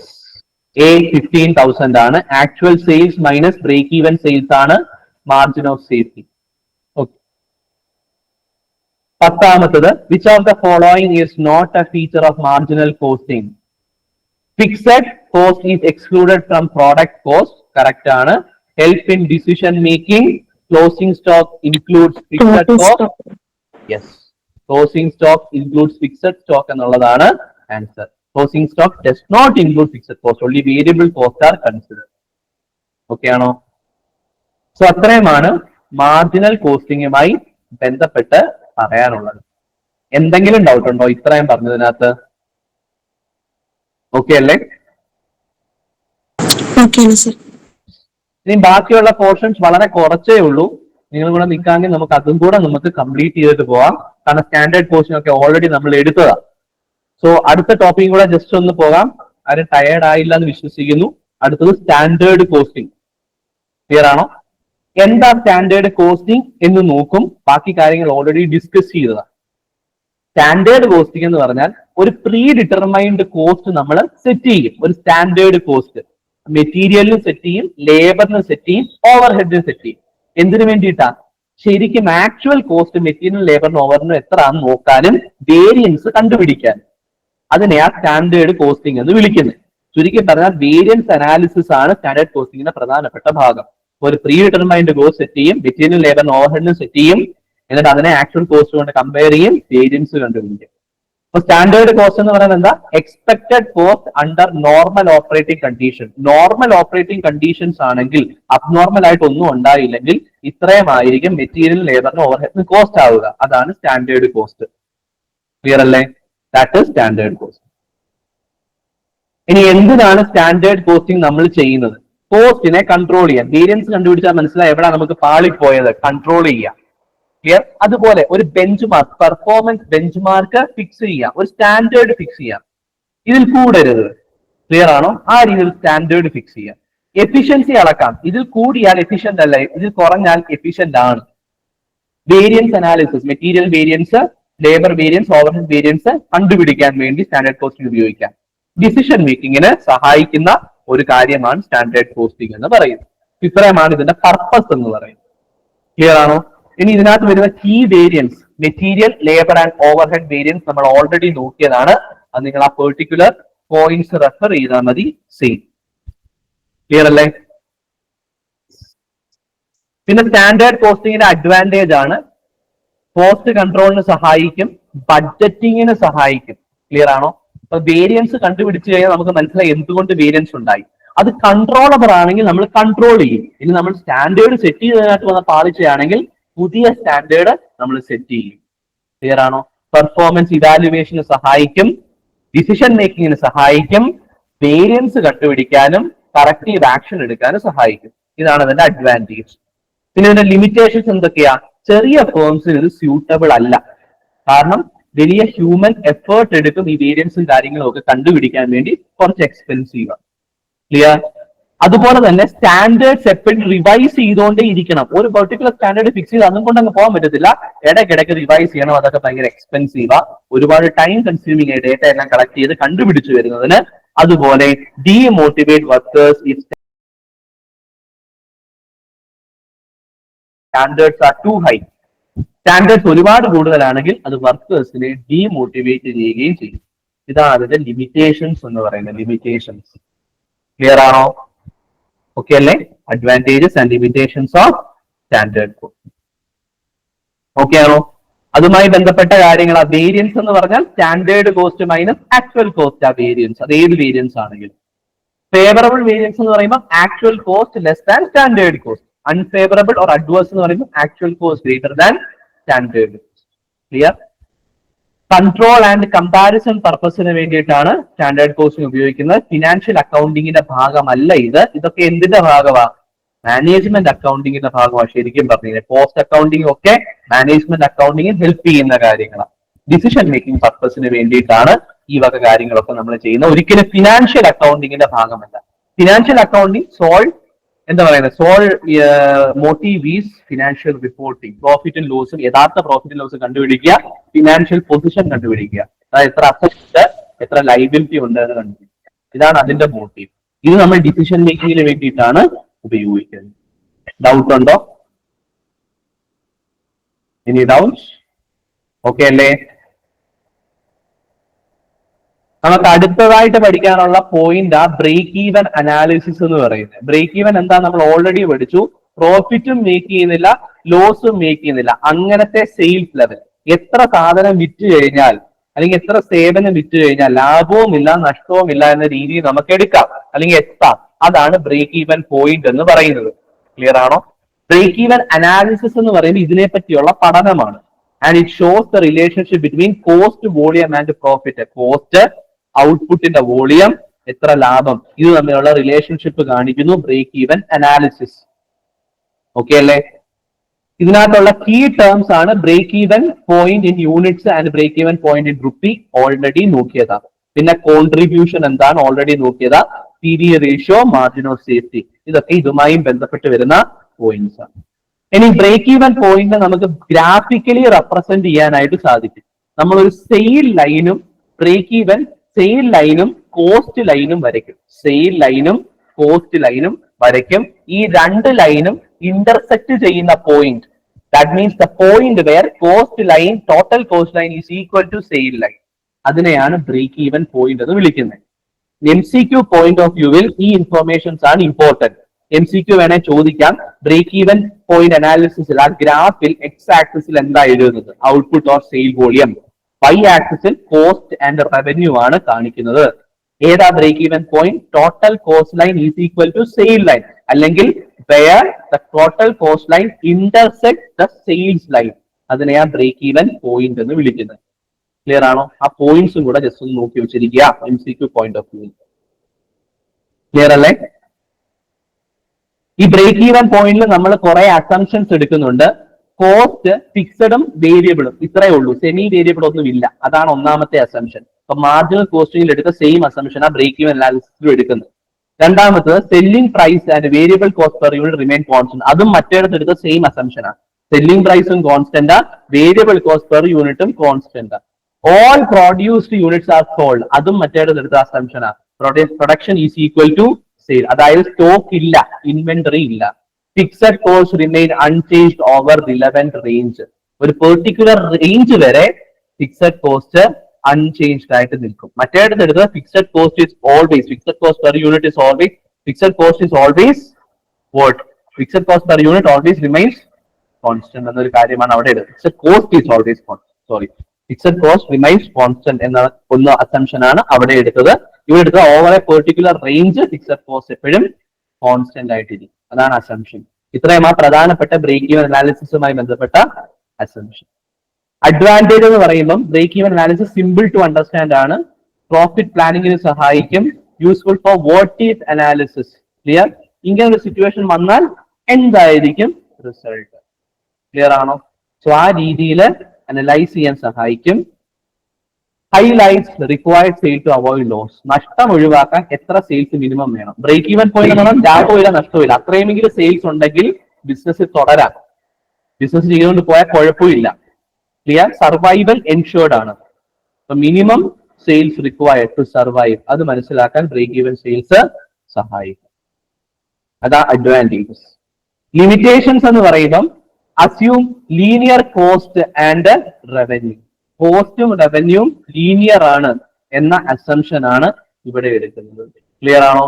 Cost ആയിക്കോട്ടെ revenue ആയിക്കോട്ടെ ഒരു line പോലെ പോകുന്നു. അതായത് കോസ്റ്റും റവന്യൂവും എന്ത് ചെയ്യുന്നു? നമ്മൾ ഔട്ട്പുട്ട് കൂട്ടുന്നതനുസരിച്ച് അതേ തോതിൽ തന്നെ മാറും. ഔട്ട്പുട്ട് കൂട്ടിയാൽ അതേ തോതിൽ കോസ്റ്റിൽ ചേഞ്ച് വരുന്നു.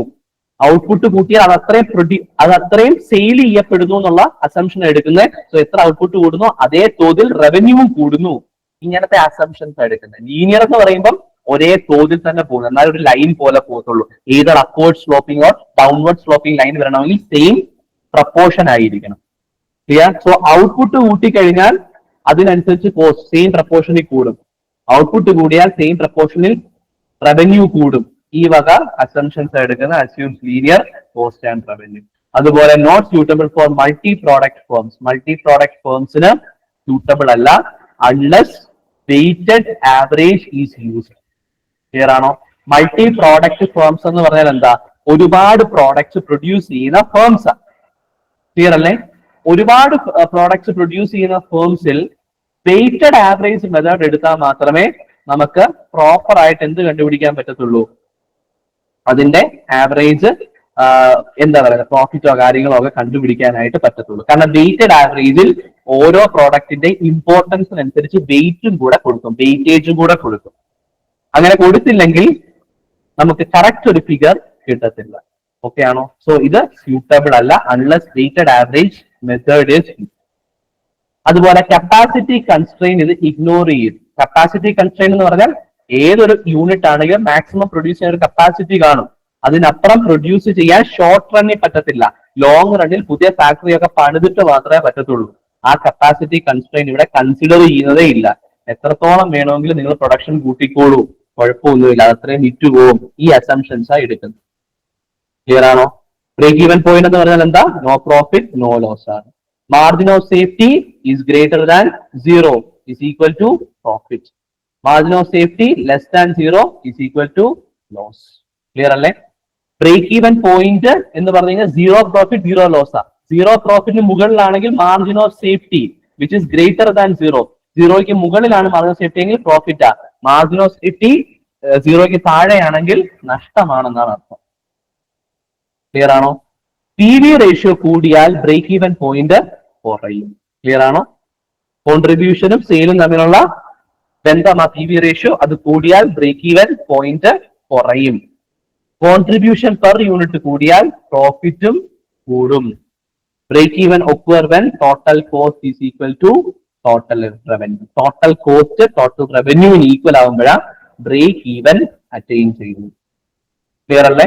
ഇത്രയുമാണ് അതുമായി ബന്ധപ്പെട്ട കാര്യങ്ങൾ എന്ന് പറയുന്നത്. എന്തെങ്കിലും ഡൗട്ട് ഉണ്ടോ? ഏതെങ്കിലും പോയിന്റ് ഒന്നുകൂടെ പറയണോ? ഏതെങ്കിലും പോയിന്റ് ഒന്നുകൂടെ പറയണോ? ഓക്കെ ആണോ? യെസ്. അതുമായി ബന്ധപ്പെട്ട കുറച്ച് ക്വസ്റ്റ്യൻസ് നോക്കാം. Standard costing is primarily use for. എന്തിനു വേണ്ടിയിട്ടാണ് സ്റ്റാൻഡേർഡ് കോസ്റ്റിംഗ് ഉപയോഗിക്കുന്നത്? Cost control and performance evaluation. Cost control and performance evaluation. അടുത്തത് material price variance is calculated as. എങ്ങനെയാണ് കണ്ടുപിടിക്കുന്നത് material price variance? Material price variance ഓർമ്മയുണ്ടോ? Option C, standard price minus actual price. Yes, standard price minus actual price into actual quantity. Correct answer. If actual labor rate is more than standard labor rate, then labor rate variance will be favorable or adverse. Adverse. Yes, adverse ആയിരിക്കും. Correct answer. നാലാമത്തെ, which of the following variance is related to efficiency of labor? ലേബറിന്റെ എഫിഷ്യൻസിയുമായി ബന്ധപ്പെട്ട variance ഏതാണ്? Labor efficiency variance. Yes, labor efficiency variance option D. Yield variance ഔട്ട്പുട്ടുമായി ബന്ധപ്പെട്ടതാ. Mix variance ആ ലേബേഴ്സിൽ എത്ര skilled unskilled labours ഉണ്ട് എന്നതുമായി ബന്ധപ്പെട്ടതാ. റേറ്റ് വേരിയൻസ് അവർക്ക് എത്ര റേറ്റ് പെർ അവർ റേറ്റ് പേ ചെയ്യുന്നതുമായി ബന്ധപ്പെട്ടതാ. എഫിഷ്യൻസി വേരിയൻസ് അവർ പ്രൊഡ്യൂസ് ചെയ്യുന്ന ഔട്ട്പുട്ടുമായി ബന്ധപ്പെട്ടതാ. ക്ലിയർ ആണോ? യെസ്. അവരുടെ എഫിഷ്യൻസി, അവർ ടൈം എടുത്ത ടൈമും ഔട്ട്പുട്ട് എല്ലാം ഇതിനകത്ത് വരും. The total difference between standard labor cost and actual labor cost is called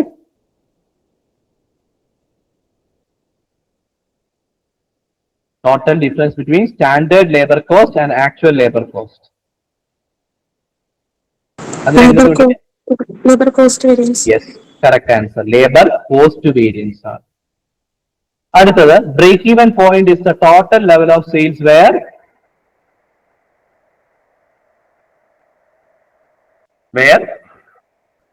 total revenue equal to total cost. Yes, total revenue is equal to total cost. അടുത്തത് ഈ fixed cost is 10,000 and contribution per unit is 5, break even point in unit is break even point in unit 2,000. Yes, 2,000 units. PV ratio improves when PV ratio എപ്പോഴാണ് improve ചെയ്യുന്നത്?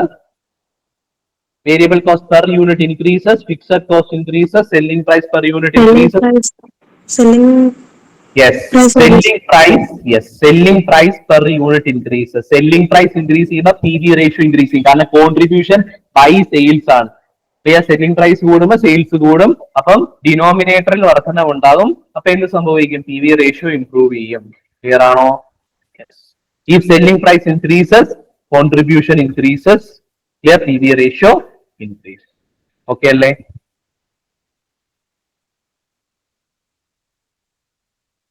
Margin of safety is actual sales minus break even sales. Yes, B ആണ് actual sales minus break even sales ആണ്. പത്താമത്തത് which of the following is not an assumption of break even analysis? ഏതാണ് ഇതിൽ assumption അല്ലാത്തത്? Option B, fixed cost changes.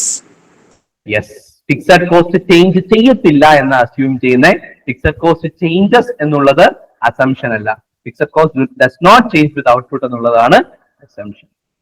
Okay. അപ്പൊ അത്രയുമാണ് അതുമായി ബന്ധപ്പെട്ട questions. Clear? ഇനി രണ്ട് പോയിന്റും കൂടെ ഇതുമായി ബന്ധപ്പെട്ട് പഠിക്കാനുള്ളൂ.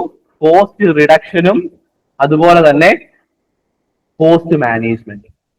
മിയർ തിയറി മാത്രമാണ്, അതിനകത്ത് ചില മെത്തേഡ്സ് ജസ്റ്റ് ഒന്ന് ഓടിച്ചു നോക്കുന്നു എന്നുള്ളത് മാത്രമേ ഉള്ളൂ. അപ്പൊ അതും കൂടെ ജസ്റ്റ് നമുക്കൊന്ന് കവർ ചെയ്യാം. അപ്പോഴത്തേക്ക് നമുക്ക് ഈ മൊഡ്യൂൾ കംപ്ലീറ്റ് ചെയ്യാനായിട്ട് സാധിക്കും.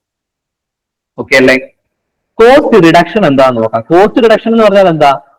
പെർമനന്റ്ലി റെഡ്യൂസിങ് കോസ്റ്റ് ആണ്. ക്ലിയർ ആണോ? ക്വാളിറ്റി കോംപ്രമൈസ് ചെയ്യാതെ, അല്ലെങ്കിൽ ആ പ്രോഡക്റ്റിന്റെയോ സർവീസിന്റെയോ യൂസ്ഫുൾനെസ് കോംപ്രമൈസ് ചെയ്യാതെ പെർമനന്റ്ലി കോസ്റ്റ് കുറയ്ക്കുന്നു. അതാ കോസ്റ്റ് റിഡക്ഷൻ. ആ പെർമനന്റ്ലി എന്നുള്ള വാക്ക് ഇമ്പോർട്ടന്റ് ആണ്. Permanently reducing cost without compromising quality or usefulness of the product or service. Unnecessary cost എന്തെങ്കിലും ഉണ്ടെങ്കിൽ അത് എലിമിനേറ്റ് ചെയ്യുക, പ്രോപ്പർ ആയിട്ട് പ്ലാൻ ചെയ്യുക. ക്ലിയർ ആണോ? യെസ്. അങ്ങനെ പ്ലാൻ ചെയ്ത് റിയൽ ആയി പെർമനന്റ് ആയി, ക്ലിയർ ആണോ, unit cost per unit cost കുറയ്ക്കുന്നു, പെർ ഗുഡ്സ് ആൻഡ് സർവീസ്. ഇതിനെയാണ് കോസ്റ്റ് റിഡക്ഷൻ എന്ന് വിളിക്കുന്നത്. പെർമനന്റ് റിഡക്ഷൻ ആണ്. ഓക്കെ ആണോ? അതാണ് കോസ്റ്റ് റിഡക്ഷൻ. ഇതിന്റെ ഒബ്ജക്റ്റീവ് എന്താ? Lower cost per unit achieve ചെയ്യുക, പെർ യൂണിറ്റ് കോസ്റ്റ് കുറയ്ക്കുക. പെർ യൂണിറ്റ് കോസ്റ്റ് കുറഞ്ഞാൽ കോസ്റ്റ് കുറയും. കോസ്റ്റ് കുറയുമ്പം സ്വാഭാവികമായും ലാഭം കൂടും. പ്രോഫിറ്റബിലിറ്റി കൂട്ടുക. പ്രോഫിറ്റബിലിറ്റി കൂട്ടി. മൂന്നാമത് എന്താ? റിസോഴ്സ് യൂട്ടിലൈസേഷൻ ഇംപ്രൂവ് ചെയ്യുക. പെർ യൂണിറ്റ് കോസ്റ്റ് കുറയുമ്പം നമ്മൾ ഉപയോഗിക്കുന്ന റിസോഴ്സിന്റെ ഉപയോഗം അല്ലെങ്കിൽ യൂട്ടിലൈസേഷൻ കുറച്ചുകൂടെ എഫിഷ്യന്റ് ആവും, വേസ്റ്റേജ് കുറയും. Maintain product quality at lower cost. ഇവിടെ പറയുന്നുണ്ട് കോസ്റ്റ് റിഡക്ഷൻ എന്ന് പറഞ്ഞാൽ ക്വാളിറ്റി കോംപ്രമൈസ് ചെയ്യാതെയാ. അപ്പം ക്വാളിറ്റി ഉണ്ടതാനും ഏറ്റവും കുറഞ്ഞ വിലയിൽ നല്ല ക്വാളിറ്റി സാധനം കൊടുക്കുക. ആ ഒബ്ജക്റ്റീവ് അച്ചീവ് ചെയ്യാൻ പറ്റും. Achieve competitive pricing. നമ്മളുടെ കോമ്പറ്റീറ്ററെ അപേക്ഷിച്ച് ക്വാളിറ്റി കോംപ്രമൈസ് ഇല്ല, എന്നാൽ പ്രൈസ് കുറവുമാണ്. നമുക്കൊരു കോമ്പറ്റീറ്റീവ് അഡ്വാൻറ്റേജ് കിട്ടാനും സഹായിക്കും. അതാണ് കോസ്റ്റ് റിഡക്ഷന്റെ ഗുണങ്ങൾ അല്ലെങ്കിൽ ഒബ്ജക്റ്റീവ്സ് എന്ന് പറയുന്നത്. ക്ലിയർ ആണോ? ഇതിലെ ഫീച്ചേഴ്സ് എന്ന് പറയുന്നത് എന്താ? പെർമനന്റ് റിഡക്ഷനാ, not temporary or one time saving. Permanent റിഡക്ഷനാ. ഒരു പ്രാവശ്യം റെഡ്യൂസ് ചെയ്താൽ ത്രൂ ഔട്ട് അത് ആ രീതിയിൽ തന്നെ റെഡ്യൂസ്ഡ് ആയിട്ട് തന്നെ നിൽക്കും. പിന്നീട് അത് വീണ്ടും കൂടത്തില്ല. ആ രീതിയിലാണ് കോസ്റ്റ് റിഡക്ഷൻ. ഇത് പ്ലാൻഡ്. നമ്മൾ റാൻഡമായി ചെയ്യുന്നതല്ല, planned. Systematic and based on അനാലിസിന്റെ ബേസിസ് ചെയ്യുന്നതാണ്. Quality maintain. ക്വാളിറ്റി ഒരു കോംപ്രമൈസും ഇല്ല, ക്വാളിറ്റി മെയിൻറ്റെയിൻ ചെയ്യുന്നു. Efficiency oriented. Focus on process improvement and waste elimination. Process ഇംപ്രൂവ്മെന്റിനും വേസ്റ്റ് എലിമിനേഷനുമാണ് അവിടെ പ്രാധാന്യം കൊടുക്കുന്നത്. ഓക്കെ അല്ലേ? ഇനി അടുത്തത് techniques of cost reduction. Cost റിഡക്ഷന് നമ്മൾ ഉപയോഗിക്കുന്ന വേരിയസ് ടെക്നിക്സ് ആണ്. വാല്യൂ അനാലിസിസ് ഉണ്ട്, standardisation, simplification, work study, quality control, inventory control, automation, just in time method. Clear ആണോ? ഇതുപോലെയുള്ള ടെക്നിക്സ് നമുക്ക് ഉപയോഗിക്കാനായിട്ട് സാധിക്കും. ഓക്കെ ആണോ? ഒന്നാമത്തേത് നോക്കാം, value analysis, study of product function to remove unnecessary features or cost. Clear ആണോ? ആ പ്രോഡക്റ്റ് ഫംഗ്ഷൻ അല്ലെങ്കിൽ ആ പ്രൊഡക്ഷൻ ഫംഗ്ഷനെ നമ്മൾ പഠിക്കുന്നു. പ്രോഡക്റ്റ് ഫംഗ്ഷനെ നമ്മൾ പഠിക്കുന്നു. പ്രൊഡക്റ്റിന് എന്താണ് ഉപയോഗം, ആ ഉപയോഗത്തിന് വേണ്ടിയുള്ള കാര്യങ്ങൾ ചെയ്താൽ മതി, അല്ലെങ്കിൽ അത് ഇംപ്രൂവ് ചെയ്യുന്ന കാര്യങ്ങൾ ചെയ്താൽ. അൺനെസസറി ആയിട്ടുള്ള കാര്യങ്ങൾ അവിടെ വേണ്ട. ക്ലിയർ ആണോ? അൺനെസസറി ഫീച്ചേഴ്സ് ഒന്നും ആഡ് ചെയ്യേണ്ട. അപ്പൊ നമുക്ക് കോസ്റ്റ് സേവ് ചെയ്യാൻ പറ്റും. അതാ വാല്യൂ അനാലിസിസ്. ക്ലിയർ അല്ലേ? അടുത്തത് സ്റ്റാൻഡേർഡൈസേഷൻ. സ്റ്റാൻഡേർഡൈസേഷൻ എന്ന് പറയുമ്പോൾ using uniform components or processes to reduce variety and cost. Standardised ആയിട്ടുള്ള പ്രോഡക്ട്സ് കാര്യങ്ങൾ ഉപയോഗിക്കുന്നു. ക്ലിയർ ആണോ? സ്റ്റാൻഡേർഡൈസ്ഡ് പ്രോഡക്ട്സ് ഉപയോഗിക്കുമ്പോൾ ബൾക്കായിട്ട് പ്രോഡക്ട്സ് നമുക്ക് വാങ്ങിക്കാൻ സാധിക്കും, ക്വാളിറ്റി എൻഷുർ ചെയ്യാൻ സാധിക്കും, കോസ്റ്റ് കുറയ്ക്കാൻ സാധിക്കും. അടുത്തത് simplification, reducing complexity in products or processes. നമ്മൾ പ്രൊഡക്ഷൻ നടത്തുന്ന പ്രോസസ് ആയിക്കോട്ടെ, നമ്മുടെ പ്രോഡക്റ്റ് ആയിക്കോട്ടെ, അതിനകത്ത് കോംപ്ലക്സിറ്റി ഒഴിവാക്കുന്നു. കോംപ്ലക്സിറ്റി ഒഴിവായാൽ കോസ്റ്റും ഒഴിവാകും. കോംപ്ലക്സ് ആവും നമ്മുടെ പ്രോഡക്റ്റിന്, കൂടുതൽ ചെലവാകും ആ പ്രോഡക്റ്റ് ഉണ്ടാക്കാൻ. കോംപ്ലക്സിറ്റി ഒഴിവാക്കുന്നതാണ് സിംപ്ലിഫിക്കേഷൻ ടെക്നിക്. പിന്നെ വർക്ക് സ്റ്റഡിയ, improving methods and time taken. Clear? Through method study and time study. ഇത് പറഞ്ഞത് ആരാ? ഇത് പറഞ്ഞത് ടൈലർ ആ പറഞ്ഞത്, സയന്റിഫിക് മാനേജ്മെന്റിന്റെ ഭാഗമായി. മെത്തേഡ് സ്റ്റഡി ഉപയോഗിക്കാം. നമ്മൾ ചെയ്യുന്ന മെത്തേഡ്, ക്ലിയർ, അതിനെ പഠിക്കുന്നു. അതിലെന്തെങ്കിലും കുറവുണ്ടെങ്കിൽ ആ കുറവ് നികത്തുന്നു, കോസ്റ്റ് കുറയ്ക്കുന്നു. പിന്നെ ടൈം സ്റ്റഡി, വർക്കർ എത്ര സമയം എടുക്കുന്നു നോക്കുന്നു, ആ സാധനം ചെയ്യാൻ എത്ര സമയം എടുക്കുന്നു നോക്കുന്നു, അതിനെ പഠിക്കുന്നു, കുറയ്ക്കാൻ പറ്റുമെങ്കിൽ കുറയ്ക്കുന്നു. ആ രീതിയിൽ എന്ത് ചെയ്യുന്നു? കോസ്റ്റ് സേവ് ചെയ്യുന്നു. അതാണ് വർക്ക് സ്റ്റഡി. പിന്നെ ക്വാളിറ്റീസ് കൺട്രോൾ നടത്താം, preventing defects and reducing rework cost. ഡിഫക്റ്റുകളും റീവർക്ക് കോസ്റ്റുകളും കുറച്ച് ക്വാളിറ്റി കൺട്രോൾ നടത്താം. ഇൻവെന്ററി കൺട്രോൾ നടത്താം, അപ്പൊ വേസ്റ്റേജ് ഒന്നും ഉണ്ടാകത്തില്ല. ക്ലിയർ? എക്കണോമിക് ഓർഡർ ക്വാണ്ടിറ്റിയിൽ എപ്പോഴും ഓർഡർ ചെയ്യാം, അപ്പൊ ക്യാരിയിങ് കോസ്റ്റും ഓർഡറിംഗ് കോസ്റ്റും മിനിമം ആക്കാം. ക്ലിയർ ആണോ? ഇഒക്യൂലാണ് carrying cost ordering cost minimum ആകും. ഓട്ടോമേഷൻ നടപ്പാക്കാം, മാക്സിമം മെഷീൻസ് ഉപയോഗിക്കാം, ടെക്നോളജി ഉപയോഗിച്ച് ലേബറിനെ കുറച്ച് നമുക്ക് പ്രോസസ്സുകൾ നടത്താം, അപ്പൊ കോസ്റ്റ് കുറയും. പിന്നെ just in time inventory system implement ചെയ്യാം. മേടിച്ച് സ്റ്റോക്ക് ചെയ്ത് വെക്കാതെ ആവശ്യാനുസരണം മാത്രം ഓർഡർ ചെയ്യുന്ന സിറ്റുവേഷൻ, അപ്പൊ നമുക്ക് വെയർ ഹൗസ് കോസ്റ്റ് ഒക്കെ കുറയ്ക്കാൻ സാധിക്കും. സോ ഈ വക ടെക്നിക്കുകൾ ഉപയോഗിച്ചു കഴിഞ്ഞാൽ കോസ്റ്റ് റിഡക്ഷൻ സാധ്യമാകും. കോസ്റ്റ് റിഡക്ഷൻ സാധ്യം. These are techniques of cost. ഇത്രയും ആ കോസ്റ്റ് റിഡക്ഷനുമായി ബന്ധപ്പെട്ട് പറയാനായിട്ടുള്ളത്. അടുത്തത് കോസ്റ്റ് മാനേജ്മെന്റ്. കോസ്റ്റ് റിഡക്ഷനിൽ നിന്ന് കുറച്ച് വ്യത്യസ്തമാണ് cost management. It is the process of planning, controlling and reducing business cost. Plan ചെയ്യുന്നു, കൺട്രോൾ ചെയ്യുന്നു, എന്തിനാ? ബിസിനസ് കോസ്റ്റിനെയാണ്. അതുപോലെ റിഡ്യൂസ് ചെയ്യുന്നു. ക്ലിയർ? അപ്പൊ റിഡക്ഷൻ ഓഫ് കോസ്റ്റ് എന്ന് പറയുന്നത് കോസ്റ്റ് മാനേജ്മെന്റിനകത്ത് വരുന്ന ഒരു സംഭവം. It include setting cost target. Cost target നമ്മൾ സെറ്റ് ചെയ്യും, നമ്മുടെ പെർഫോമൻസിനെ മോണിറ്റർ ചെയ്യും, നമ്മുടെ പ്രോസസ് ഇംപ്രൂവ് ചെയ്യണമെങ്കിൽ ഇംപ്രൂവ് ചെയ്യുന്നു. ഇത് കുറച്ചുകൂടെ ബ്രോഡാണ്, സ്ട്രാറ്റജിക് ഫംഗ്ഷൻ ആണ്. Cost control, cost reduction, budgeting, performance evaluation, ഇതൊക്കെയാണ് ഇതിനകത്ത് വരുന്നത്. So cost reduction is part of cost management. Cost management ഒരു ബ്രോഡർ കോൺസെപ്റ്റും കോസ്റ്റ് റിഡക്ഷൻ കുറച്ചുകൂടെ എന്താണ്, ഒരു നാരോ കോൺസെപ്റ്റുമാണ്. കോസ്റ്റ് മാനേജ്മെന്റ് എന്തൊക്കെ വരും? കോസ്റ്റ് കൺട്രോൾ വരും, കോസ്റ്റ് റിഡക്ഷൻ വരും. കോസ്റ്റ് കൺട്രോൾ എന്ന് പറഞ്ഞാൽ നമ്മൾ കൺട്രോൾ ചെയ്യുന്നു, അത് വീണ്ടും അൺകൺട്രോളബിൾ ആയി കൂടാം. കോസ്റ്റ് റിഡക്ഷൻ പെർമനന്റ്ലി കുറയ്ക്കുന്നു. ബഡ്ജറ്റിംഗ് നടത്തുന്നു, പെർഫോമൻസ് ഇവാലുവേഷൻ നടത്തുന്നു. Cost management. ഓക്കെ അല്ലേ? അതാണ് കോസ്റ്റ് മാനേജ്മെന്റ്. കോസ്റ്റ് മാനേജ്മെന്റിന്റെ ഒബ്ജക്റ്റീവ്സ് എന്ന് പറയുന്നത് എന്തൊക്കെയാണ്? Budgeting and planning for cost efficiency. Cost efficiency achieve ചെയ്യാൻ പ്രോപ്പറായി ബഡ്ജറ്റിംഗ് നടത്തുന്നു, പ്ലാനിംഗ് നടത്തുന്നു. Control and monitor spending. Spending control ചെയ്യുന്നു, പ്രോപ്പറായി മോണിറ്റർ ചെയ്യുന്നു. Align cost with strategic goals. നമ്മുടെ കോസ്റ്റിനെ നമ്മുടെ ഗോൾസുമായി അലൈൻ ചെയ്യും. നമ്മുടെ ഗോൾ എന്താണോ അത് അച്ചീവ് ചെയ്യാനുള്ള കോസ്റ്റ് ചെലവാക്കിയാൽ മതി, അത് കൂടുതൽ കോസ്റ്റ് ആകണ്ട. Improve decision making. Decision making improve ചെയ്യുന്നു. Enhance value creation. Clear? Product അല്ലെങ്കിൽ സർവീസിൽ വാല്യൂ ക്രിയേഷൻ നടത്തുന്നു വിത്ത് ലെസ് കോസ്റ്റ്. അതാണ് കോസ്റ്റ് മാനേജ്മെന്റിന്റെ ഒബ്ജക്റ്റീവ്. ഇതിന്റെ കോമ്പണൻസ് ആണ് cost planning, cost control, cost reduction, cost reporting. Important ആണ് cost planning, cost control, cost reduction, cost reporting. Cost planning എന്ന് പറഞ്ഞാൽ estimating and budgeting cost for a process or project. ഒരു process അല്ലെങ്കിൽ പ്രൊജക്ടിന് വേണ്ടി cost എത്ര ആകുമെന്ന് പ്ലാൻ ചെയ്യുന്നു, എസ്റ്റിമേറ്റ് ചെയ്യുന്നു. ക്ലിയർ? ഇത് കൃത്യമായി പറയുമല്ല, എസ്റ്റിമേറ്റ് ചെയ്യാണ്, ബഡ്ജറ്റ് ചെയ്യും. ക്ലിയർ? ബഡ്ജറ്റിംഗ് എന്ന് പറഞ്ഞാൽ അതിനുവേണ്ടി പൈസ അലോക്കേറ്റ് ചെയ്യുന്നു. കോസ്റ്റ് കൺട്രോൾ എന്ന് പറഞ്ഞാൽ comparing actual versus planned. Actual planned already ഒരു സ്റ്റാൻഡേർഡ് സെറ്റ് ചെയ്യും, ആക്ച്വൽ കോസ്റ്റ് എത്ര ആണെന്ന് കണ്ടുപിടിക്കും, സ്റ്റാൻഡേർഡും ആക്ച്വലും കമ്പയർ ചെയ്യും. ഡിസ്ക്രീപ്പൻസീസ് ഉണ്ട്, വേരിയേഷൻസ് ഉണ്ടെങ്കിൽ കാരണം കണ്ടുപിടിക്കും, കറക്റ്റീവ് ആക്ഷൻ എടുക്കും. അതാ കോസ്റ്റ് കൺട്രോൾ. കോസ്റ്റ് റിഡക്ഷൻ എന്ന് പറഞ്ഞാൽ പ്ലാൻഡ് ആയി ഗ്രാജുവലി എന്ത് ചെയ്യും, പെർമനന്റ്ലി കോസ്റ്റ് റെഡ്യൂസ് ചെയ്യും, ക്വാളിറ്റിയിൽ ഒരു കോംപ്രമൈസും ഇല്ലാതെ. കോസ്റ്റ് റിപ്പോർട്ടിംഗ് എന്ന് പറഞ്ഞാൽ preparing report evaluate and monitor cost behaviour. നമ്മുടെ കോസ്റ്റ് ബിഹേവിയർ ഇവാലുവേറ്റ് ചെയ്യുന്നു, മോണിറ്റർ ചെയ്യുന്നു, എന്നിട്ട് റിപ്പോർട്ട് തയ്യാറാക്കുന്നു. ക്ലിയർ? നമ്മൾ എങ്ങനെയൊക്കെയാ സ്പെൻഡ് ചെയ്യുന്നത് അതൊക്കെ പ്രോപ്പറായി റിപ്പോർട്ട് ചെയ്യുക, അതാണ് cost reporting. So what are the components of cost management? Cost planning, cost control, cost reduction and cost reporting. Clear അല്ലേ? ഇതിനു വേണ്ടി ഉപയോഗിക്കുന്ന ടൂൾസ് ആണ് അടുത്ത് ഡിസ്കസ് ചെയ്യാൻ പോകുന്നത്. Budgetary control, standard costing, activity based costing ABC, kaizen costing, target costing, life cycle costing. Clear ആണോ? ഇതൊക്കെയാണ് ഇതിനു വേണ്ടി ഉപയോഗിക്കുന്നത്. ബഡ്ജറ്ററി കൺട്രോൾ എന്ന് പറഞ്ഞാൽ setting and comparing budget versus actual. ഒരു ബഡ്ജറ്റ് സെറ്റ് ചെയ്യും. കോസ്റ്റ് കൺട്രോളിംഗ് ടെക്നിക്സ് അല്ലേ? Cost controlling tools and techniques used in cost management ആട്ടോ.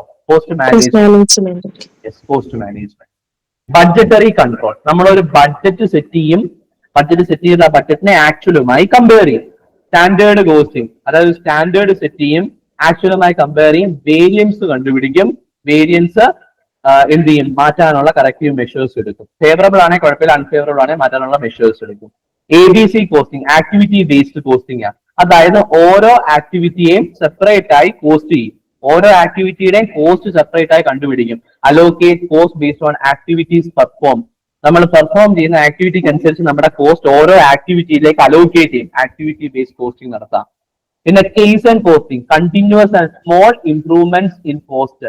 കോസ്റ്റിൽ ഗ്രാജുവൽ ആയി ഇംപ്രൂവ്മെന്റ് കൊണ്ടുവരും. Improvement in the sense cost gradually കുറച്ചുകൊണ്ട് വരും. Kaizen costing. ക്ലിയർ ആണോ? പിന്നെ ഉള്ളതാണ് target costing, pricing based on market and reducing cost to meet it. Clear ആണോ? Pricing based on market and reducing cost to meet it. Clear? അതാണ് target costing. Okay അല്ലേ? പിന്നെ life cycle costing ഉണ്ട്. Consider total cost from product development to disposal. അതാണ് life cycle എന്ന് പറയുന്നത്. Product development തൊട്ട് ആ പ്രോഡക്റ്റ് ഡിസ്പോസ് ചെയ്യുന്നു, അതുവരെയാണ് അതിന്റെ ലൈഫ് എന്ന് പറയുന്നത്. Consider the total cost right from the very inception towards the very end. അതാണ് ലൈഫ് സൈക്കിൾ കോസ്റ്റിംഗ്. ഇതൊക്കെ ചെയ്തുകൊണ്ട് നമുക്ക് എന്ത് ചെയ്യാം, കോസ്റ്റിനെ മാനേജ് ചെയ്യാനായിട്ട് സാധിക്കും. ഇനി കോസ്റ്റ് റിഡക്ഷനും കോസ്റ്റ് മാനേജ്മെന്റ് തമ്മിലുള്ള ഡിഫറൻസ് നോക്കാം. Cost reduction focus on reducing existing cost. ഇപ്പോൾ ഉള്ള കോസ്റ്റ് റെഡ്യൂസ് ചെയ്യുന്നതിലാണ് ഫോക്കസ് ചെയ്യുന്നത്. അതൊരു നാരോ കോൺസെപ്റ്റാ. കോസ്റ്റ് മാനേജ്മെന്റ് ബ്രോഡർ കോൺസെപ്റ്റാ. പ്ലാനിങ്ങും മോണിറ്ററിംഗ് കൺട്രോളിംഗും എല്ലാം അവിടെ ഉണ്ട്. ഇപ്പോൾ ഉള്ള കോസ്റ്റ് റെഡ്യൂസ് ചെയ്യാൻ മാത്രമാണ് കോസ്റ്റ് റിഡക്ഷൻ നോക്കുന്നത്. Nature cost reduction operational in നേച്ചറാണ്. കോസ്റ്റ് മാനേജ്മെന്റ് കുറച്ചുകൂടെ സ്ട്രാറ്റജിക് ഇൻ നേച്ചർ. ഓപ്പറേഷണൽ എന്ന് പറഞ്ഞാൽ ഇപ്പോൾ തന്നെ ആ കോസ്റ്റ് കുറയ്ക്കണം പെർമനന്റ്ലി, ഓപ്പറേഷണൽ. മറ്റേത് കുറച്ചുകൂടെ strategic long term. Time focused cost reduction കുറച്ചുകൂടെ ഷോർട്ട് ടു മീഡിയം ടേം ആണ്. Cost management long term sustainability, long ടേമിലേക്ക്. Methods value analysis, work study etcetera. Cost management budgeting, ABC, kaizen target costing. Objective eliminate avoidable cost. പറ്റുന്നത്രയും കോസ്റ്റുകൾ നമ്മൾ എന്ത് ചെയ്യും, കുറയ്ക്കുന്നു. Avoidable, നമുക്ക് അവോയ്ഡ് ചെയ്യാൻ സാധിക്കുന്ന കോസ്റ്റ് ആണെങ്കിൽ എലിമിനേറ്റ് ചെയ്യുന്നു, അങ്ങനെ കോസ്റ്റ് റെഡ്യൂസ് ചെയ്യുന്നു. കോസ്റ്റ് മാനേജ്മെന്റ് എന്ത് ചെയ്യുന്നു, achieve overall cost efficiency and alignment with goal. Clear അല്ലേ? ഇതാണ് ഇതിന് തമ്മിലുള്ള ഡിഫറൻസ് എന്ന് പറയുന്നത്. ഇത്രയും പഠിച്ച പോയിന്റ്സ് ജസ്റ്റ് സമ്മറൈസ് ചെയ്യുക. Cost reduction permanent real measure ചെയ്യാൻ സാധിക്കും എത്ര റെഡ്യൂസ് ആയി എന്നുള്ളത്. കോസ്റ്റ് മാനേജ്മെന്റ് സ്ട്രാറ്റജിക്ക, പ്ലാനിങ്ങും കൺട്രോളിങ്ങും റിപ്പോർട്ടിങ്ങും അതിന്റെ ഭാഗമാണ്. Value analysis, work study, standardisation ഒക്കെയാണ് reduction tools. Kaizen target costing ഒക്കെയാണ് cost management tools.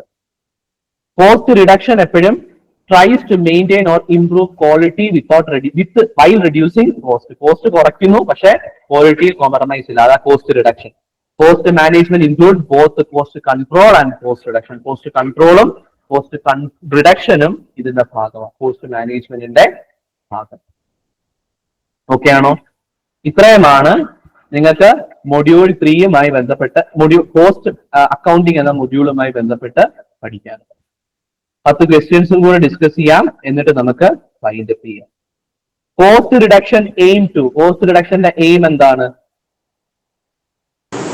Permanently reduce the cost. Yes, B, permanently reduce cost without affecting quality. അടുത്തത്, which of the following is not a characteristics of cost reduction? ഏതാണ് characteristics അല്ലാത്തത്? Random എന്ന് പറയുന്നത് തെറ്റാ. അത് പ്ലാൻഡാ, പെർമനന്റാ, മെഷറബിളാ, random അല്ല. മൂന്നാമത്തത്, which of the following is a tool of cost reduction? Cost റിഡക്ഷന്റെ ടൂൾ ഏതാണ് ഇതിനകത്ത്? Cost reduction value analysis. Correct answer, value analysis. ബാക്കിയെല്ലാം കോസ്റ്റ് മാനേജ്മെന്റുമായി ബന്ധപ്പെട്ട് വരുന്നതാണ്, ഓവറോൾ ആണ്. കോസ്റ്റ് മാനേജ്മെന്റ് ഇൻക്ലൂഡ് എന്തൊക്കെയാണ് കോസ്റ്റ് മാനേജ്മെന്റ് ഇൻക്ലൂഡ് ചെയ്യുന്നത്? Option B. Correct answer, cost planning, cost control, cost reduction. അടുത്തത്, technique that uses continuous small improvement to reduce cost is called continuous small improvement. Kaizen costing, continuous ആയി small improvement to reduce cost, അതാ kaizen cost. ആറാമത്തെ, which of the following technique focus on designing products to achieve a target cost? Target costing. Yes, target costing ആണ്. Clear, target costing. ഏഴാമത്തെ, which of the following it a strategic approach? ഏതാണ് strategic approach? Cost management. Cost management ആണ്. മറ്റേത് കുറച്ചുകൂടെ operational ആണ്, cost reduction. The cost technique that include budgeting and variance analysis is standard costing. Yes, standard costing ലാണ് ബഡ്ജറ്റിംഗും variance അനാലിസിസും വരുന്നത്. ഒമ്പതാമത്തെ, simplification and standardisation and example of simplification and standardisation. Simplify ചെയ്യുന്നു, standardise ചെയ്യുന്നു. ഇത് രണ്ടും ഏത് ടൂളാ? എന്തിന്റെ ടൂളായിരുന്നു? കോസ്റ്റ് റിഡക്ഷൻ ടൂളായിരുന്നു. Simplification, standardisation. ക്ലിയർ അല്ലേ? കോസ്റ്റ് റിഡക്ഷൻ ടൂളാണ്. പത്താമത്തെ, cost management aim to reduce cost at any cost. No, align cost with the business goal ആണ്. അറ്റ് എനി കോസ്റ്റ് അല്ല, ക്വാളിറ്റി കുറച്ചുകൊണ്ട് ചെയ്യാന്നുള്ളതൊന്നുമല്ല. Align cost with business goal. ബിസിനസിന്റെ goal നമസ്കരിച്ചുകൊണ്ട് ഒരിക്കലും കോസ്റ്റ് കുറയ്ക്കുക എന്നുള്ളതല്ല. ബിസിനസിന്റെ ഗോളിന് അലൈൻ ചെയ്യുന്ന രീതിയിൽ, ആ ഗോൾ സാറ്റിസ്ഫൈ ചെയ്യുന്ന രീതിയിൽ കോസ്റ്റ് മിനിമൈസ് ചെയ്ത് കൊണ്ടുവരിക, അതാ cost management. Align cost with business goal. Clear അല്ലേ? സോ അത്രയുമാണ് നമ്മളുടെ ആ ഒരു കോസ്റ്റ് അക്കൗണ്ടിങ് എന്ന മൊഡ്യൂളുമായി ബന്ധപ്പെട്ട് വരുന്നത്. ആ മൊഡ്യൂൾ നമ്മൾ കംപ്ലീറ്റ് ആയിട്ട് കവർ ചെയ്തിട്ടുണ്ട്, ക്വസ്റ്റ്യൻ ഡിസ്കഷൻ നടത്തിയിട്ടുണ്ട്. ഇനി എന്തെങ്കിലും കാര്യം അതുമായിട്ട് ബന്ധപ്പെട്ട് പറയാനുണ്ടോ? എന്തെങ്കിലും ഡൗട്ടോ കാര്യങ്ങളോ ഉണ്ടോ?